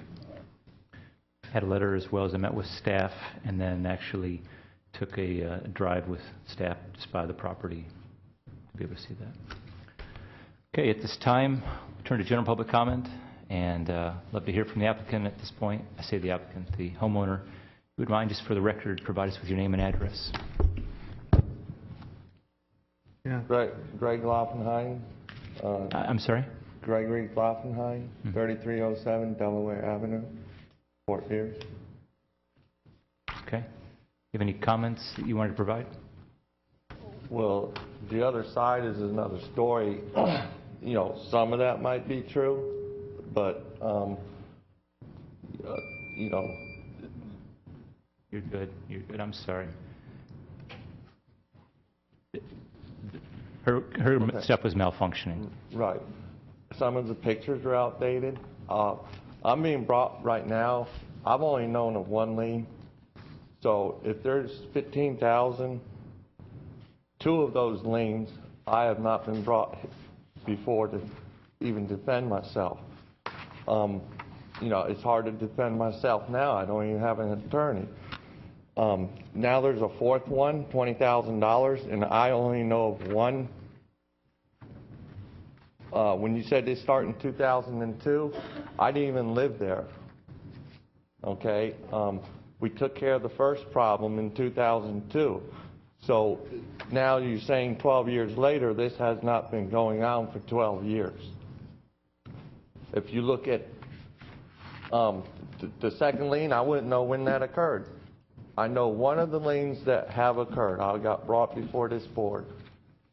A lot of the pictures are outdated. So if you've been taking pictures for 12 years, it's not the same. Mr. Chairman, I do believe staff has photos that they can show you if it's useful to this board. I'm in work of progress, okay? It's gotten better. If this is the end of the road, that I believe, I fell in hard times, I'm through them. This is, you know, I don't see this happening again. This happened once in my lifetime. It didn't happen in 2002. It's accumulated in the about 3 years now that I've been brought before this board in the last 3 years. So when y'all say it's 12 years, it's really making me look bad. If you want to see the other side of the story, here I am, okay? You know, if you want to say it gets better, it gets better. So it's not where it was at one time. When you say I owe $15,000 in liens, I believe that's a lie because I've not been proven that I have $15,000 in liens. Things don't get better if you don't help the situation. But I've been working at it. I got friends. I've talked to a couple of them. I don't go around town, blah, blah, blah. And I've been working hard at it. They all say it's nice. You know, here I am defending myself. I don't need them. If there's a lien on my place for $15,000 and there's going to be another one, then I would need some legal advice. Because I don't know where to go from here. I've done my job of cleaning up. Danielle wants to come to my property. I'm sure she's seen some progress. Mr. Chairman, sir, if I may interject, I'm the district commissioner for this area, and in my past I worked with and created with the City of Fort Pierce the Neighborhood Enhancement Action Team. I'd like to offer to you my help, if it would be a help to find a solution to this, to help you and then help the neighborhood come back together. This is a peaceful neighborhood. I think that what I'm hearing from all accounts is that we're trying to all live together in a peaceful community. I'd be willing to put myself out there and come help you, and I would also gather other volunteers to assist. And if you want to make an appointment and agree tonight that within 30 days we can find the final solution of this, I'm hoping that the public, the neighbors, would be appreciative of finding a final solution to this in 30 days. I'll make myself available. I'll have volunteers. Again, the Neighborhood Enhancement Action Team, or NEAT, is something that I created in Fort Pierce a while back. I was on the code board back then, and I saw a lot of the challenges that some of the folks were dealing with. Not unlike yourself, who had reported to have fallen on hard times. It's understandable that happens. The history is the history, and we'll have to work out the details on what is a fine, what is a lien, and so on and so forth. But what I think what we're going to try and do tonight is come to a resolution, and the sooner the better. And I will commit to you that I will provide whatever services I can provide, and assistance and volunteers to help you find the final solution. If you will agree to that, I think we can have a 30-day period and find a peaceful resolution. Would you be open to that? I would be open-handed to that, and I would when you got time for me, I would meet with you this week or on Monday or first next week, and I would greatly appreciate and take that offer. And I think that, you have a wonderful church in the neighborhood, and I think they too would like to be part of the solution. People of faith have a bigger picture, and I hope that they would be willing to assist. And so, Monica, is it possible to work into a 30-day period? And again, the board has an opportunity to have this conversation and have their points of view. But I just want to get a commitment from you that in 30 days we have a final, and you're going to agree with our code enforcement folks that we'll get to the final number, the final issue, and have a clean slate. And if we don't have it in 30 days, then I think that we can, it'll just come back. So you'll be back here again. So I don't want you to be anything misunderstood. We have to find a final solution. 30 days, we're gonna find a positive solution. I respect that, and I'll meet with you this Friday or first thing of the week, Monday, and we'll. In my executive aid, we'll get your information. Actually, we probably have it, and we'll set up an appointment, and I'll have our staff come out and meet with you, and we'll take notes, and hopefully we'll get to the final solution that is something that the neighbors really want. I know that when I sat on the code board in Fort Pierce, it was about compliance. It wasn't about beating up somebody that fell on hard times. It was, let's find compliance and finding that happy medium and getting everybody on the same page and having a peaceful neighborhood. That's ultimately what code enforcement is about, finding a resolution and a solution. I need to do that, and I want to do that. And I would meet you this Friday or first thing Monday, and it will be done in 30 days. And I'm going to back off on my comments at this point, but I just wanted to share that with the board to let them know that I'd be willing to go out and be a part of this and get whatever help is necessary. I thank you. Mm-hmm. Yes, sir. Thank you. If I may, Mr. Chair. I'm sorry. I want to commend you for coming in tonight, because sometimes people just don't show. I also want to commend you for accepting help, because you got to know when you need it. We all fall on hard times. It's a part of life. Sometimes it's not something that you did directly. It's something that just happens indirectly. But like Commissioner Zadowski said, he's able and he's willing. I'm able and I'm willing. So whatever day you have to come on a separate day. Huh? You just have to come on a separate day. Okay, that's fine. It doesn't matter. Our attorney said so. That's fine. So I'll come on one day, he'll come on another day, and we'll help you get this done. It sounds good. I'm ready to start. Okay. I've been working on it though, so okay. I'm ready to finish. But here's the deal as well. I know there's a lot of sentimental value to some of the stuff. Oh, no. Okay. I'm past that. So all right. So we want to make sure you keep your home. That's all. All right. In my family. Just okay. Good. Thank you. Just as a follow-up on that, when you look at it, it's a very well manicured property. So this isn't about mowing. I'm looking at it here now. All the landscaping. In fact, the one pile that you see in the picture is of debris from all the sable palms that he trimmed, which, of course, then was put out by the street and was all picked up. If you notice, most everything is fairly tidy as it's put together. It just may have a good yard art effect. Yeah. If I can say it that way. The truck had been moved. It was set in a certain place. You see, even to go back to the license plates. Look at that. Where was that picture? There. I mean, it's organized. It's, his art.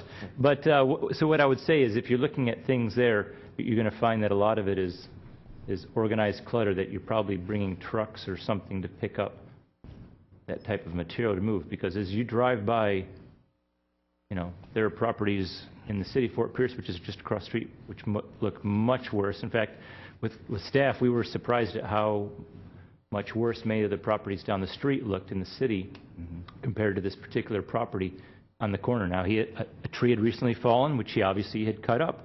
So he had cut those into pieces. All that's gone. The fence, where it fell through the fence, was still broken there, and it looked like you were getting ready to repair that section. So I think sometimes it is maybe about people's perception of what they see as clutter and art and whatever else you may have. But I just want us to be careful as well as we look at some of those, because if we were to look at other properties out in the county further out, you may say this is 100 times better than many of those others. So I just want us to be careful with that. I know that neighbors on the street have had concerns for years, and you know, I think you have a willing property owner in front of you. I would be concerned as well about the liens that we have placed on this property, because to me, the lien is nothing that I would want to see coming to the county as much as I'd want to know that we are able to find compliance. So I would rather us not levy a lien on a property, especially $15,000. Now, if we had gone in and did we perform $15,000 worth of work? No. So as a result, those were fines that accrued, and as a result, in this particular sense, knowing that it appears as though over the years there has been a progression of clean and then disarray, and then clean and disarray. Is that what I'm hearing? Correct. But you believe that through aerial photos this has begun to progress, where perhaps the size of the disarray has grown? Am I trying to say this correctly? The size of the disarray has grown. For example, I saw in one photo a couple of boats that were more in the backyard, but then the next photo from another aerial, they were moved to the front yard. Now they appear to have been either sold or moved again. So I see things moving back and forth. But it seems as though some of those items, it's not illegal to have a boat in your yard. It's not illegal to have two boats in your yard that are stored. We're not allowed to have inoperable vehicles, but now the vehicle appears as though it now is set. I don't know if it's operable, but I see all the wheels. It's not on jacks. It's now set and appears as though it's been moved, so it must move somehow, unless it was towed or whatever. But I just want to know that we're being careful and cautious with how we look at this and don't treat this differently just because it happens to be on that corner than we would be treating all other properties throughout the county. And I know that's a tough thing because sometimes the only thing that's addressed are those that we receive citizen complaints on. So in terms of comments, realizing we're still under a public comment portion, you know, I'm concerned about the lien that's on there. I like the commissioner's ideas of both being willing to go out and help out with the owner to try and work through some of these items, which, you know, again, you see on the fence in that picture there. You know, some of that, if you go to some people's houses, they'd be very pleased of what they've done to decorate their fence. Others may not like that, and that's, I think, people's idea. I mean, if I go to some of the restaurants downtown Fort Pierce, they have some cool beachy feels to everything, and people like that. But here, you know, maybe that somebody's taste is different. So I want to be careful with how we do it. Have I overstated this? I think so. Any other comments for the owner? Okay, seeing none. Yes, sir. If I got to get rid of some of the artwork because it's not worth $15,000. I mean, when we come out there and you help me, and you know I'll listen. If I got to get rid of some of my artwork, it's no problem. Okay. Mm-hmm. Excellent. I appreciate that. Like I said, if I got my house and my children, my family, and I got to get rid of some of that artwork, I just need to be told and come out there. And then by the end of this month, it will be gone. Okay. If I got to haul it, get a dumpster, it won't take long to fill it up. All right. We'll take that at this point, then we'll keep working. Okay. Is there anyone else that wishes to come before the board at this point in time on this item? Okay. Yes. Feel free to come on. It's your mic. What do they call that? Open mic night? Open mic. Real quick, like, I don't live around there, but once again, I'll offer my help too to clean this up, okay? Thank you, Mr. I have a trailer. Thank you. And again, for the record, that's Mr. Richard Silvestri. Seeing we're under public comment. And what he did, he came out and helped us on 15th and 16th. And he did help on that neighborhood cleanup. That was good. Good evening. How are you? Good evening. It's been a long night for all of us. My name is Phyllis Castro. I reside at 3405 Delaware Avenue. And I guess I'll just take a step back. In 2007, I moved back to Fort Pierce. I grew up here, and you guys have heard this before a couple times. I grew up here. I remember old Fort Pierce, where people took pride in their neighborhood, and I remember that area. It's a lovely area, and that's why I'm here, for your help, to help bring our neighborhood back to what it was. So in 2008, we 2008, 2009, a group of neighbors began testifying at code enforcement when the situation got really bad. There were 14 mattresses in the yard in the rain. There were carpets laying on the inside and outside fencing. Now, the inside fencing wasn't a fence yet. It's been pieces of wood throughout the years. And then there's the outside metal fencing that currently has an 8-foot break and about a 15-foot break. And I think you've got some really great photos that indicate what's going on.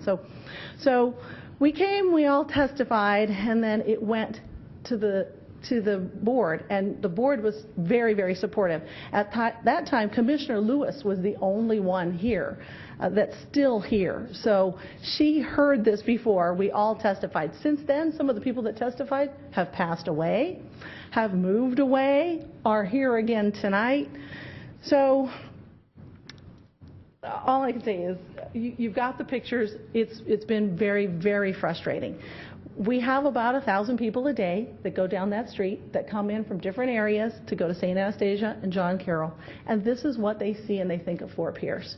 They call the area St. Anastasia in the ghetto. I've heard people say that.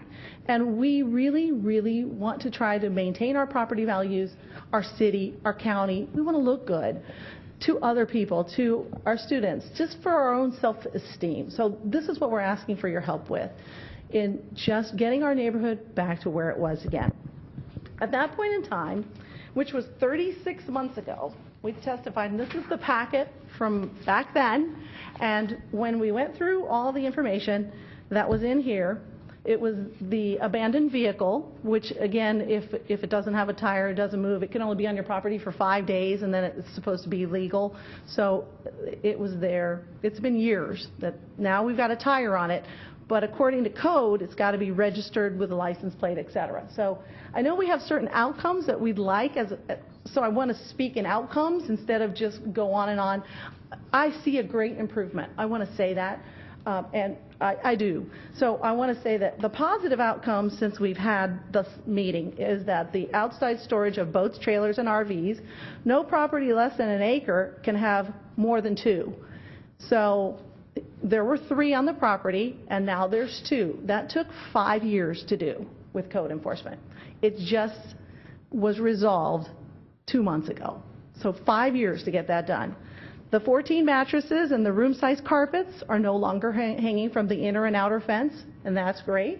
And the constant yard sales are no longer occurring. So we've had some positive movement. So there were yard sales there sometimes 3, 4, 5 times a week, and stuff hanging on all the fences. So I understand what was going on. So we've had some positive outcomes. As far as the things that still need to be resolved, so that we're just clear on this is just compliance with code. That's all I'm talking about. Complying with our own county code for safety reasons. So the abandoned vehicle, it said the motor vehicle shall have a current license plate and registration, or it will be removed from the property. It should be a functioning vehicle, not just parked there for years at a time. The junk, trash, and debris, we had a long discussion about what constitutes junk, trash, and debris. It's defined vaguely in code, but I guess when you do government audits, it's what would a reasonable man think. When you've got 10, 15, 20 neighbors saying it's unreasonable, then I would say, let's look at what would be reasonable. And that's to be determined by your group, our group. The damaged and missing chain link fencing with the barbed wire on the top. I don't know that we need barbed wire in a residential home, but that's a different subject. This fence needs to be repaired. The inner wooden pieces used as fencing, it's not permitted right now. It's a safety hazard, so it needs to be permitted and fastened. And then the last thing is, if the removal of the 2 mature sable palms was because they had fallen down, I understand. I just saw them cut in pieces, and I know that that's against our county code. So that's basically, those are the issues, and we appreciate your help in keeping our neighborhood the way it used to be. I also have an email from the principal of St. Anastasia School that I would like to just hand out to you, that he gave me on his behalf, that we could use your help on. Also, if I may make a statement, Mr. Chair, I remember what you're talking about with the old Fort Pierce. Yeah, it's beautiful. And I truly understand what you're talking about. No one would ever call that area ghetto at all. In the old days, never. But with that said, we do have him wanting to comply, so let's do as much as we can now. Absolutely. And help him marinate into that process. And it's about being good neighbors to one another. Absolutely. He has an open heart and an open head, obviously, and he loves his family just like you love yours. Mm-hmm. And I think that we all can make it work. It'll work for the school, it'll work for you all as neighbors, and it'll work for the community again. And I appreciate your efforts in doing so. And I do really, really see positive. It's looking much Good. better. It really is. Could use your help going all the way, though. Thank you. Commissioner Zadowski. Mrs. Castro. Oh, sorry. You're still on this code board, aren't you? Pardon me? You're still on the city code board, aren't you? I'm on planning. Oh, I'm planning. Oh, okay. Mm-hmm. I was going to say, because when I was at the city code board, what we were trying to always accomplish was, through fines and liens, was to gain compliance. And I think that's exactly what we're trying to do here as well. That is correct. And so you've heard what I've requested. I've offered to be out there to work with our staff to go through each and every item so that we can meet the letter of the law of code and also get this done in 30 days. Would you be acceptable to having that accomplished? And In 30 days? that's You my mean goal. doing it this way that you were suggesting? That's my goal. Yes, absolutely. Are you going to come help me? I can't. I'm so sorry. We're being audited where I work. No, I have no life. I'm But, just teasing you. And then on the barbed wire side, I know that the city of Fort Pierce has, and this is really a minor issue, but city of Fort Pierce has an ordinance against barbed wire. We're an unincorporated county. yeah. I don't know that we have that, and staff can share that with us. Do we have an ordinance on barbed wire? Not prohibiting it in a commercial zone. And the other is on the permitted fence. Oftentimes, people go through the permitting process. If they have a contractor and they don't finish, and then it goes to owner-builder, sometimes you're not familiar with all of the rules and the timing and so on and so forth, that if you don't have certain inspections in a period of time, then your permit goes defunct, if you will. So I think I'll work with him and see if we can get that done and get all these things that you're asking for completed. And if it doesn't happen in 30 days, we'll be back here.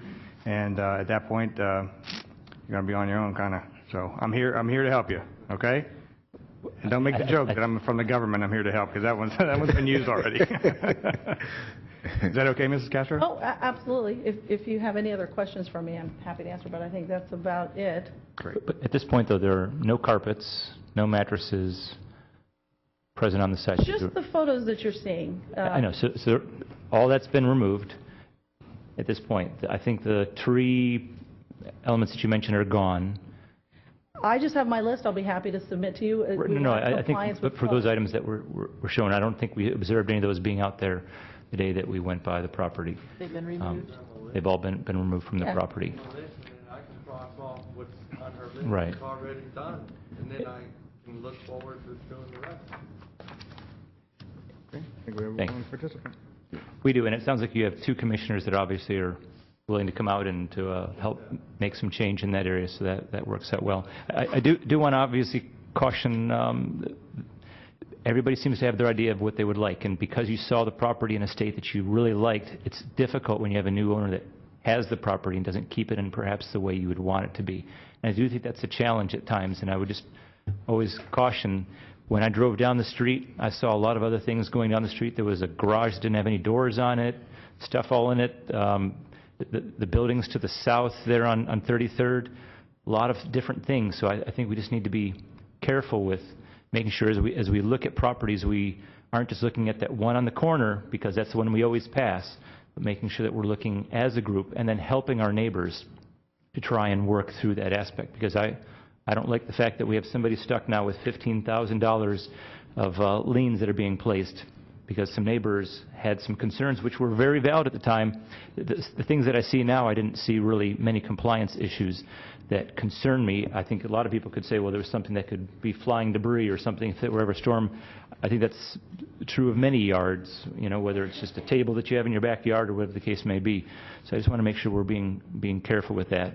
But it is tough. If you've seen somebody keep their property a certain way and then it changes, you get used to seeing that and you always want it to be in that mindset. 2 words, no clutter.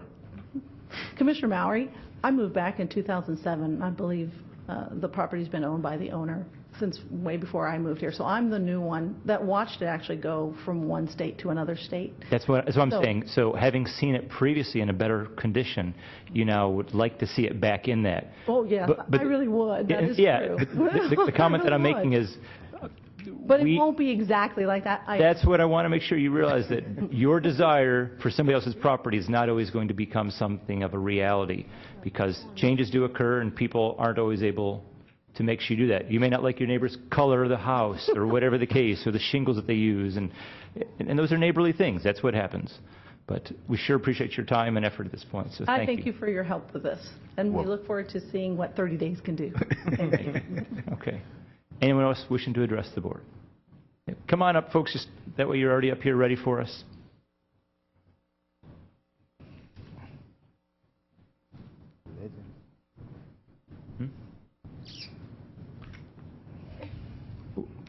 Are there others that are wanting to speak tonight? Good evening. Yeah. My name Come on is up. Osmond C. Ready. Peterson. I built in that area in 1953. We moved in 1954. And I hope you won't be surprised when I come up here and say I haven't got any complaints. I just would like to impress on the commission how many people pass down Delaware Road every day. Visitors, people that live here, people from all over that go to the Catholic Church. They all have to look at that. Thank you. Thank you.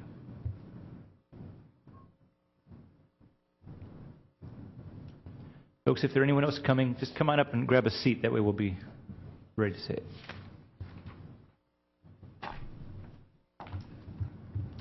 Good evening. Karen Emerson, 3503 Fontanita Avenue. I'm a neighbor. This is deja vu. We're back again. I was here 3 years ago. I wasn't here in 2007, but we all appeared in 2010. And the gentleman was given a certain number of days to come into compliance. And that time came and went. And the inoperable vehicle was still there, the objects were still there, the trash was still there, the yard sales were still there. And imagine us finding out, expecting the county was going to do what they said at the meeting, which was to follow through on the deadline, to be told that, oh no, this gentleman was in compliance. In compliance with what? Not with county code, if you're applying county code, and not the feel-good, oh, the neighbors don't like your stuff. County code should apply. And those boards, those wooden boards, that is an unpermitted fence. He has stacked panels of boards in a pattern on the property to hide objects from the street. It's a health and safety violation. We may not have rotting mattresses and we may not have carpets on the fence, but you have inoperable vehicles. It doesn't matter if it has tires. There's trash, and since I go by the property 4 times a day, I can tell you that the property changes. He picks up objects from one section and he moves them here. He puts plants. I mean, it's a daily parade. You can take a picture one day, and the next day it's different. I think one week there must have been 4 or 5 gas grills. I don't know. I don't understand. This is not about the neighbors don't like to look at the color of your house. It's supposed to be about county code. And we don't like to have to keep coming back, just like you don't like to have to see us. And I'm really thrilled, but I think it's going to take more than 2 of you. And this gentleman's very large trailer, because you simply have to take some of the trash away. And he needs to understand that you can't keep accumulating. This is not a reality show where it's all fun and games and the camera crews come and talk about your accumulation. I mean, it's just not necessary. complying with county code. We really, when you say we're going to help him comply, we're going to make this happen, we'd like to believe you this time. But I was here 3 years ago, and we were promised compliance. And when we found out what the county considered compliance, then needless to say, we were upset and are still not exactly pleased. But we're hearing positive things tonight that you are going to make him comply and clean up the trash and take down those wooden panels that are not a permitted fence, because he seems to have a great temptation to leave things stacked up behind them and around them and on them. We're just not, this is not the county junkyard. It's not zoned for this. It's just not. And you have a code. Please apply it, please. And if you're going to say it this time, just mean it. That's all we ask. We want him to mean it. We want you to mean it. Nobody wants to keep coming back. It's not how I wanted to spend my evening. And I know, good Lord, as late as it is, you can't be as, happy to have this dragging on either. So I appreciate your commitment to make this happen. And this time, we really want to believe it. Okay. Thank you. Okay. This time we're going to close the public comment and return to the board. Mr. Chairman, I do have a question for staff. At least twice on this record of violation, citation, whatever, there were permits pulled for fencing at least twice. Can staff tell me what happened? The last, it says there was a permit was pulled for fencing on December 6, 2005. It was pulled, there was a permit pulled for fencing on December 27, 2011. What happened to those permits? Were they not followed through, or why is this continually being... I'm asking staff, sir, let me explain to them what's going on here if they know. Commissioner, both those permits were issued. They were not finaled out. Okay. There was no final inspection. The homeowner has since contacted the building department. A building inspector has been out as recently as last week, and he needs to modify. We're going to close out one of the permits, combine it, and modify the one permit because he wants to do some additional fencing, and hopefully get that finalized this time. Okay, thank you. It's a very small issue, but I was just kind of confused by that. I just wanted to know what happened. Thank you. No problem. You're welcome. Other comments for staff? Mr. Chairman, I would, if you're ready to entertain a motion, to table this for 30 days. The list of information that was provided and the agreement by the homeowner to move into compliance, you're going to permit our staff and myself to come out and take a look. Well, you can't come out at the same time, but and review, and then we'll get a list of things that are necessary to be completed, and then you and I and my volunteers will assist you in finding the absolute meeting the code, and we'll complete that in 30 days. Is that accurate? You're agreeing to that? Yep. Okay. So with that as part of the issue, I'm seeing an attorney over here. Yes, Mr. Chairman, Commissioner Zadowski, this is a public hearing, so my recommendation would be that if that's the direction you all want to take, that rather than table it, that you continue the public hearing to your next meeting, which is approximately 30 days. I understand that's October 1st, and it would be at a time certain, 6 p.m. or soon thereafter, as may be heard. I will amend my motion to include that statement. And so we have documentation, and we're going to be able to come out, and you're going to give us permission. So that's my motion. I'll second that motion. We have a motion and a second to continue this. Actually, yeah, continue the public hearing, right? We have a motion and a second to continue this. Any other discussion on that? Mr. Chairman, I like the direction that it is taken. I think the two commissioners that have come to the table and volunteered, I won't be one of them because we'll be out there 4 or 5 days. So I wish you the best of luck. No, not that I don't want to help, but he owes lunch now. Don't. I'm glad to see we're moving in this direction, but your history gives me pause, and that's where my concern's coming from.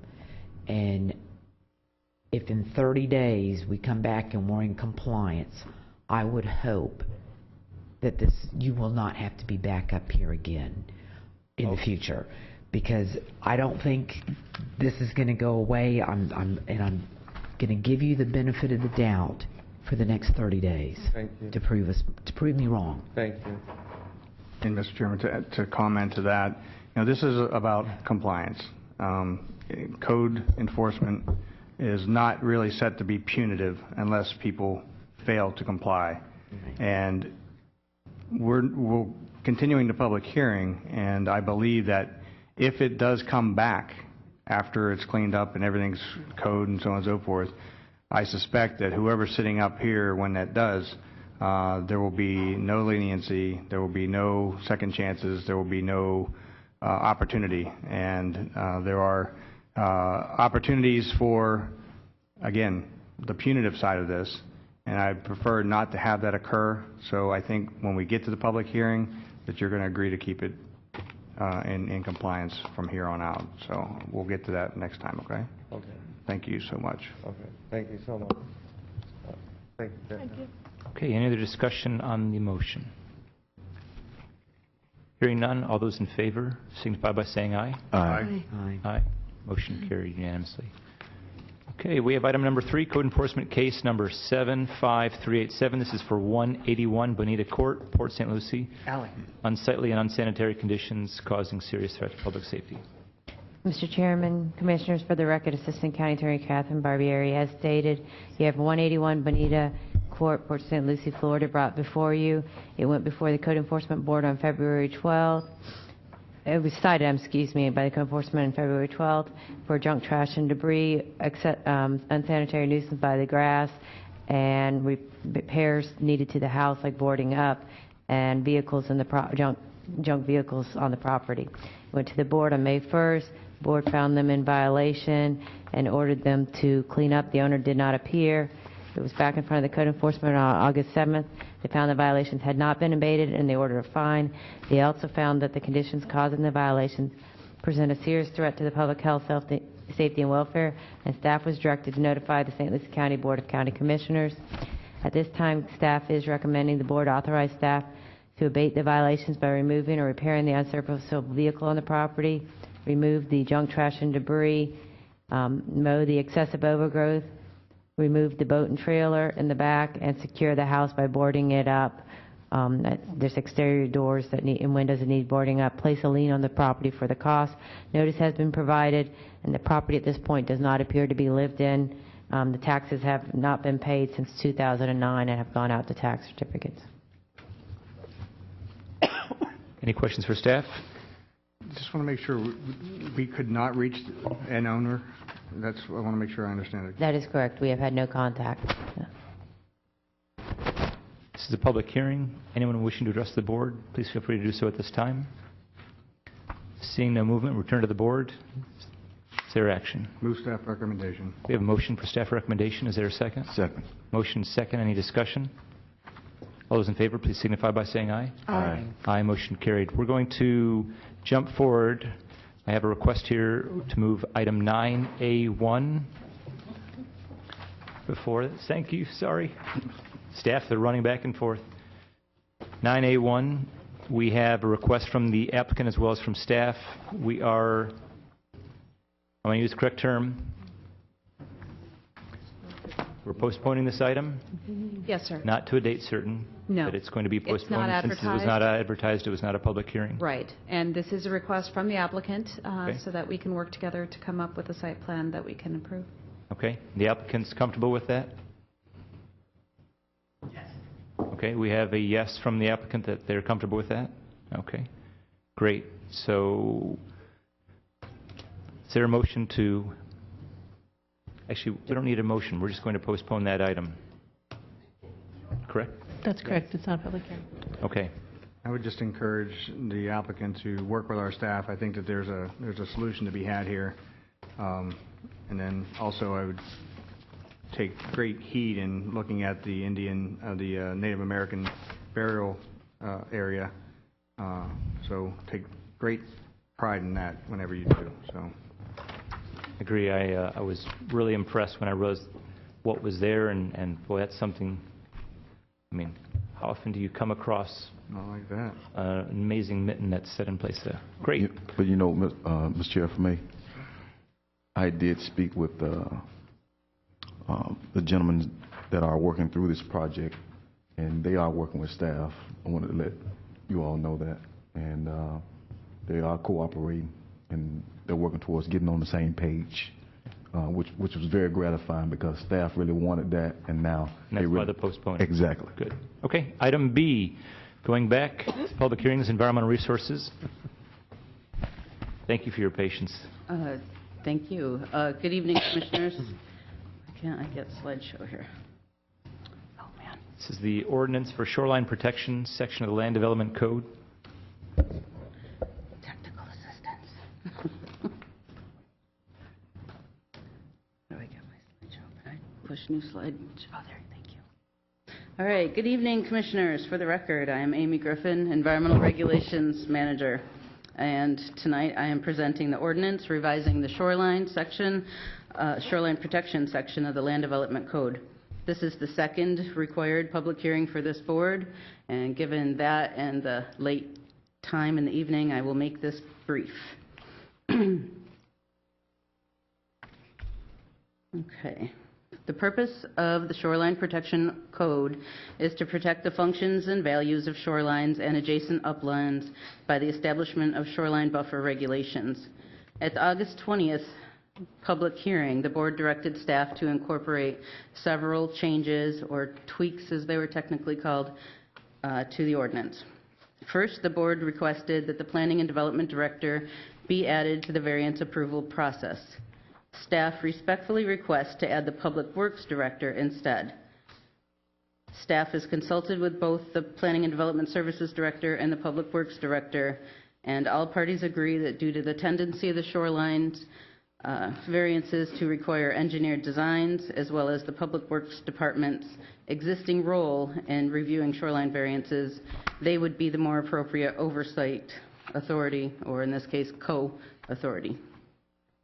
Also, since the August 20th hearing, the ordinance has been revised to add a section requiring notices be mailed out to all property owners within 500 feet perimeter of the property applying for a variance. Through this process, affected property owners will have an opportunity to express their opinions on the variance and have their opinions taken into consideration while staff is determining if the variance request meets the standards of review. In summary, staff feels the proposed code revisions will clarify existing shoreline buffer requirements and provide for a consistent, streamlined, and predictable review process in a manner that benefits applicants while achieving the same protection of St. Lucie County's valuable natural resources. At this time, staff is recommending the BOCC approve the ordinance revising the shoreline protection section of the Land Development Code. Thank you. Any questions for staff at this time? Not a question, just a comment. I'm just very pleased that this is an improvement to what we've had, and at a time when we're dealing with the issues of waterways and nutrients getting into the water, the buffer zone, the littoral zone cross-section that you have in here, and it really appears that it's going to be very helpful in keeping nutrients from the waterways. So I appreciate that extra effort, and you did a good job on improving this. So thank you. Thank you, Commissioner. Any other questions or comments for staff? Seeing none, this is a public hearing. Second public hearing on this item. Anyone wishing to address the board, please feel free to do so at this time. Seeing no movement, we'll return to the board. Close public hearing. We have a motion to approve. Is there a second? It's been seconded. Any discussion on the motion? All those in favor, please signify by saying aye. Aye. Aye, motion carried. Next item is item C, Planning and Development Services. This is a development agreement between St. Lucie County and Lucy Rock, LLC. This is the first public hearing on this item. Good evening. Good evening, Chairman Mowry, Commission members. For the record, Diane Waite, Senior Planner, presenting staff comments for the first public hearing for the development agreement between the Board of County Commissioners and St. Lucie Rock, LLC. This item is associated with a St. Lucie Commerce Center major site land project, which is also on your agenda tonight. The development agreement is a quasi-judicial public hearing, and the required public notice items and advertisements are in your agenda packet. We received one request for additional information, and I had one property owner in Timber Lake Estates, which is a residential neighborhood north of I-95, come to the office today expressing her concerns regarding buffering. And she was at tonight's meeting, but she had to leave because she has to work early in the morning. So I did advise her that there would be a second public hearing and how to contact us and to provide something in writing regarding her concerns. The subject of both the major site plan and the development agreement is a 94-acre site located approximately a half a mile north of Orange Avenue on the north side of the St. Lucie County Correctional Facility. By the way, Ms. Wade, just for the record, I think we're going to try and have this item put together with your actual site plan as well. That's correct. We'd like to do that if you could act on this, and then you could subsequently act on the site plan, because we'll discuss both at the same time. Thank you. Thank you. The site is one that was selected in a previous study the county conducted that identified the property as recommended industrial area, and it is in close proximity to the Treasure Coast Research and Education Park and regional transportation facilities, including Kings Highway and Interstate 95. The parcels within the 94-acre tract are zoned industrial light and industrial heavy.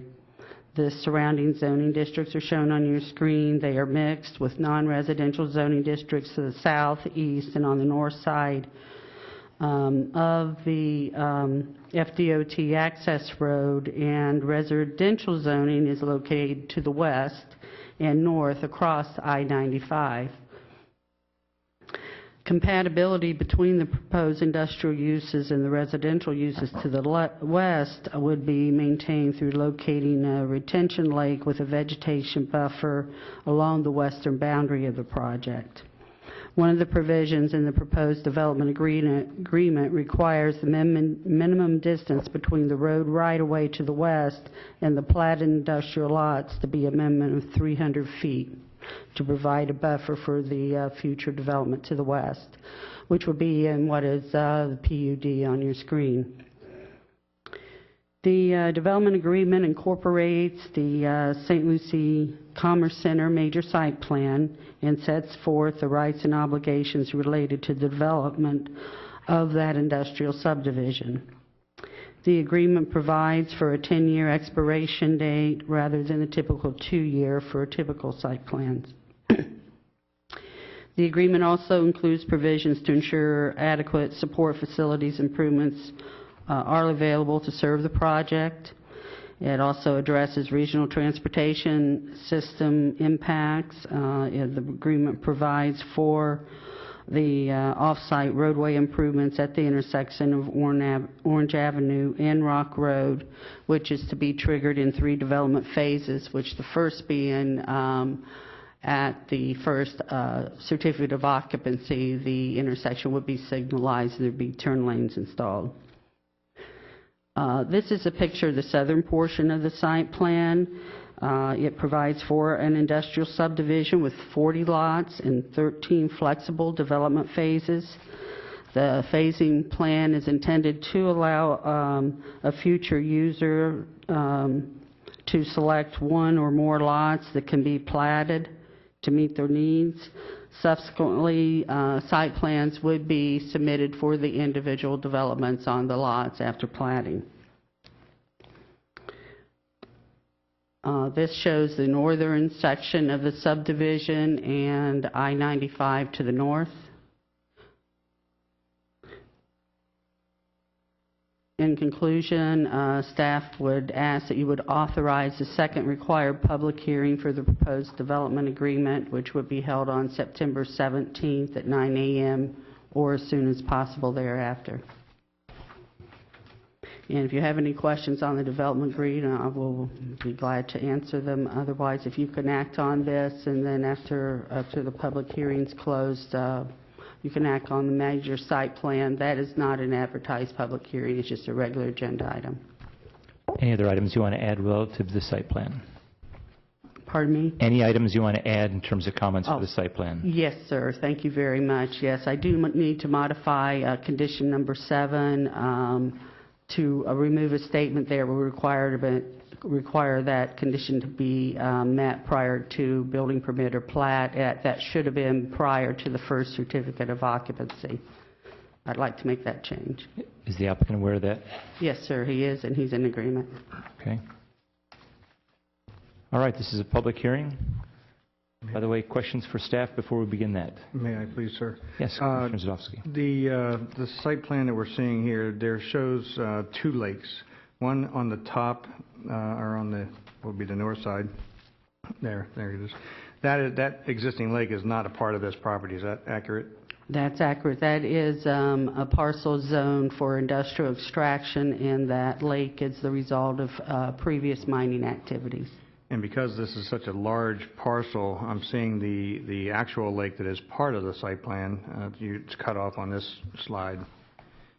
Is that lake going to be substantial enough to handle that much impervious surface? Because there is a canal right next to this property, and I would have a concern that there wasn't enough stormwater detention, retention, and cleansing cells to manage the stormwater before it goes into the canal. Has that been considered? Yes, there was preliminary drainage calculations and preliminary conceptual engineering plans that were reviewed by our Water Quality Division. I would think there will be more engineering done at a further future date, but it was designed to meet the needs of this project. But they will have to seek permits through the county, through the Water Management District, as well as the North St. Lucie Water Control District.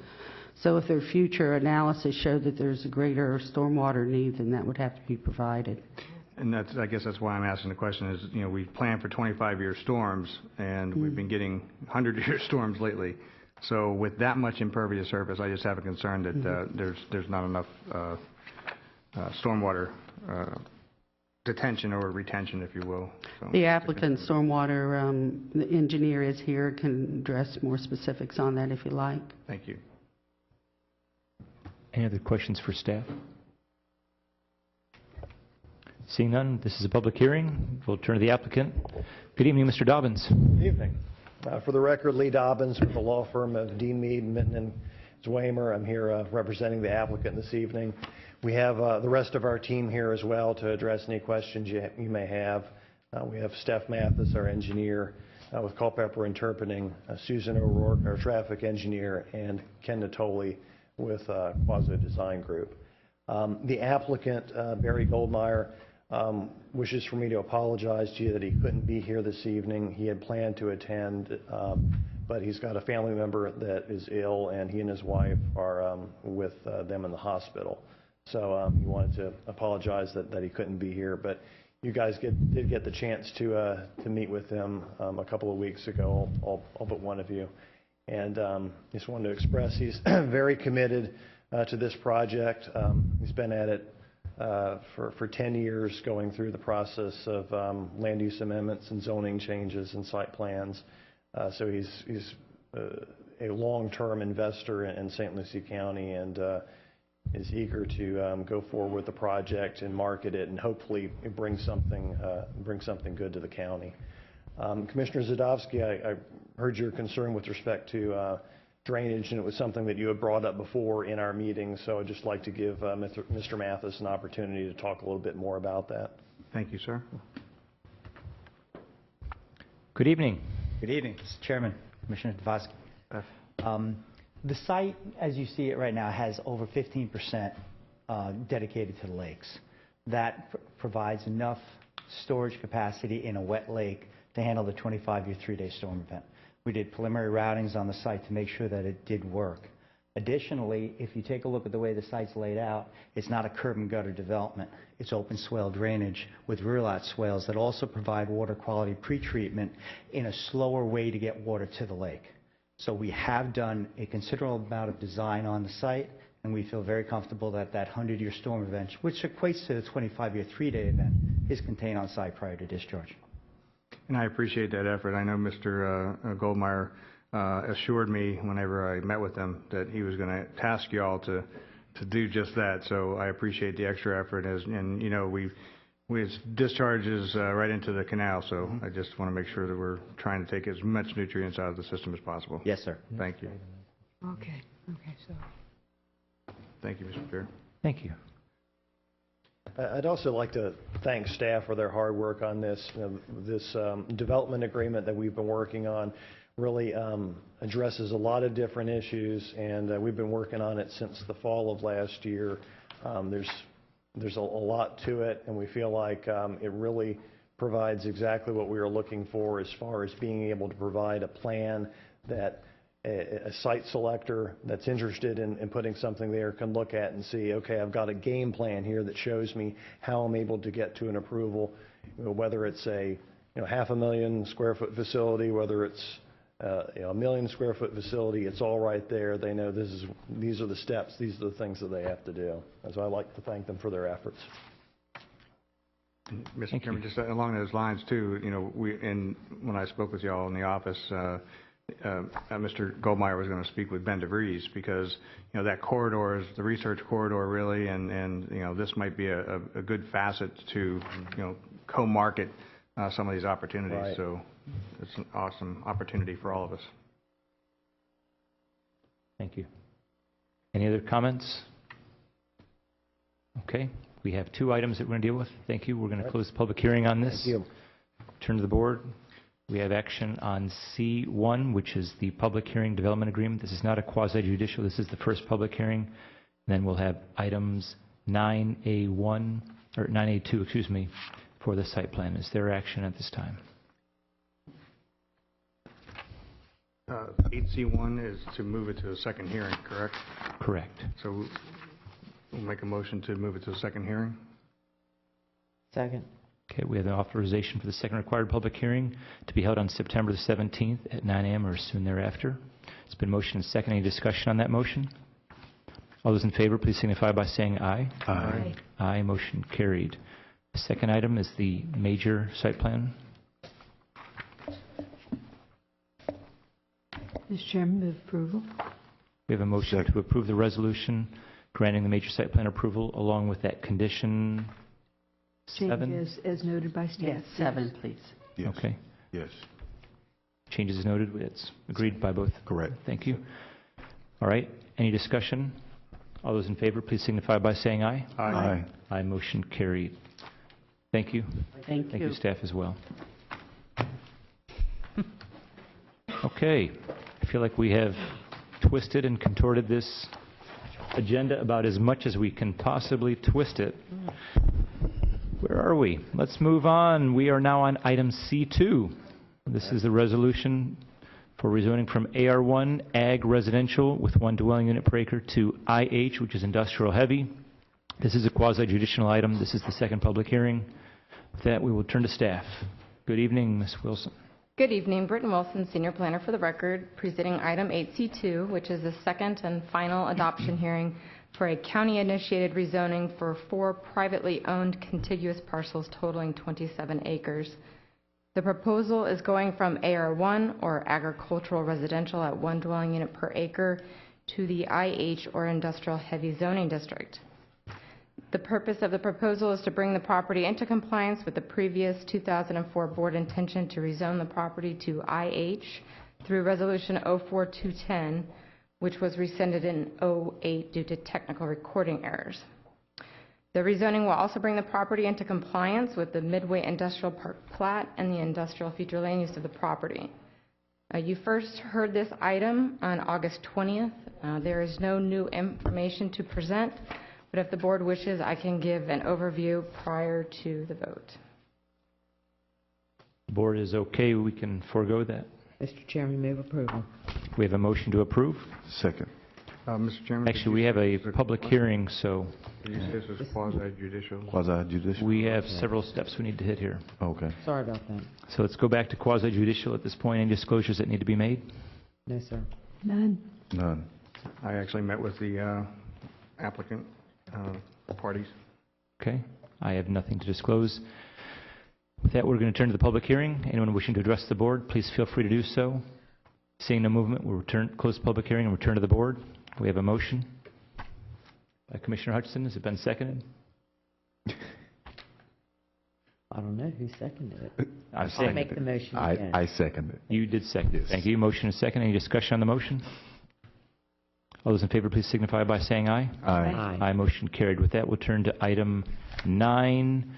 We're going to jump to item 3. This is a resolution for eminent domain waiver eligibility for 3 FDOT public transportation projects. With that, we'll turn to staff. Again, Ms. Wilson. Yes, thank you. Britton Wilson, Senior Planner for the record. This item is a request by the Florida Department of Transportation for the board to approve Resolution 13-168, granting eligibility of eminent domain waivers for 3 roadway widening projects taking place on portions of Midway Road, Andrea Road, and State Road 70. The purpose of the waiver is to allow the continued use of property that may become deficient in setback requirements as a result of the roadway widening projects. This notice was sent by certified mail to affected property owners. FDOT has also held 3 public workshops last month to review project details with residents, and the public comment mainly focused on specifics of their private property and not the actual waiver process. And staff recommends approval of the request to designate the subject roadways as being eligible to go through the eminent domain waiver process.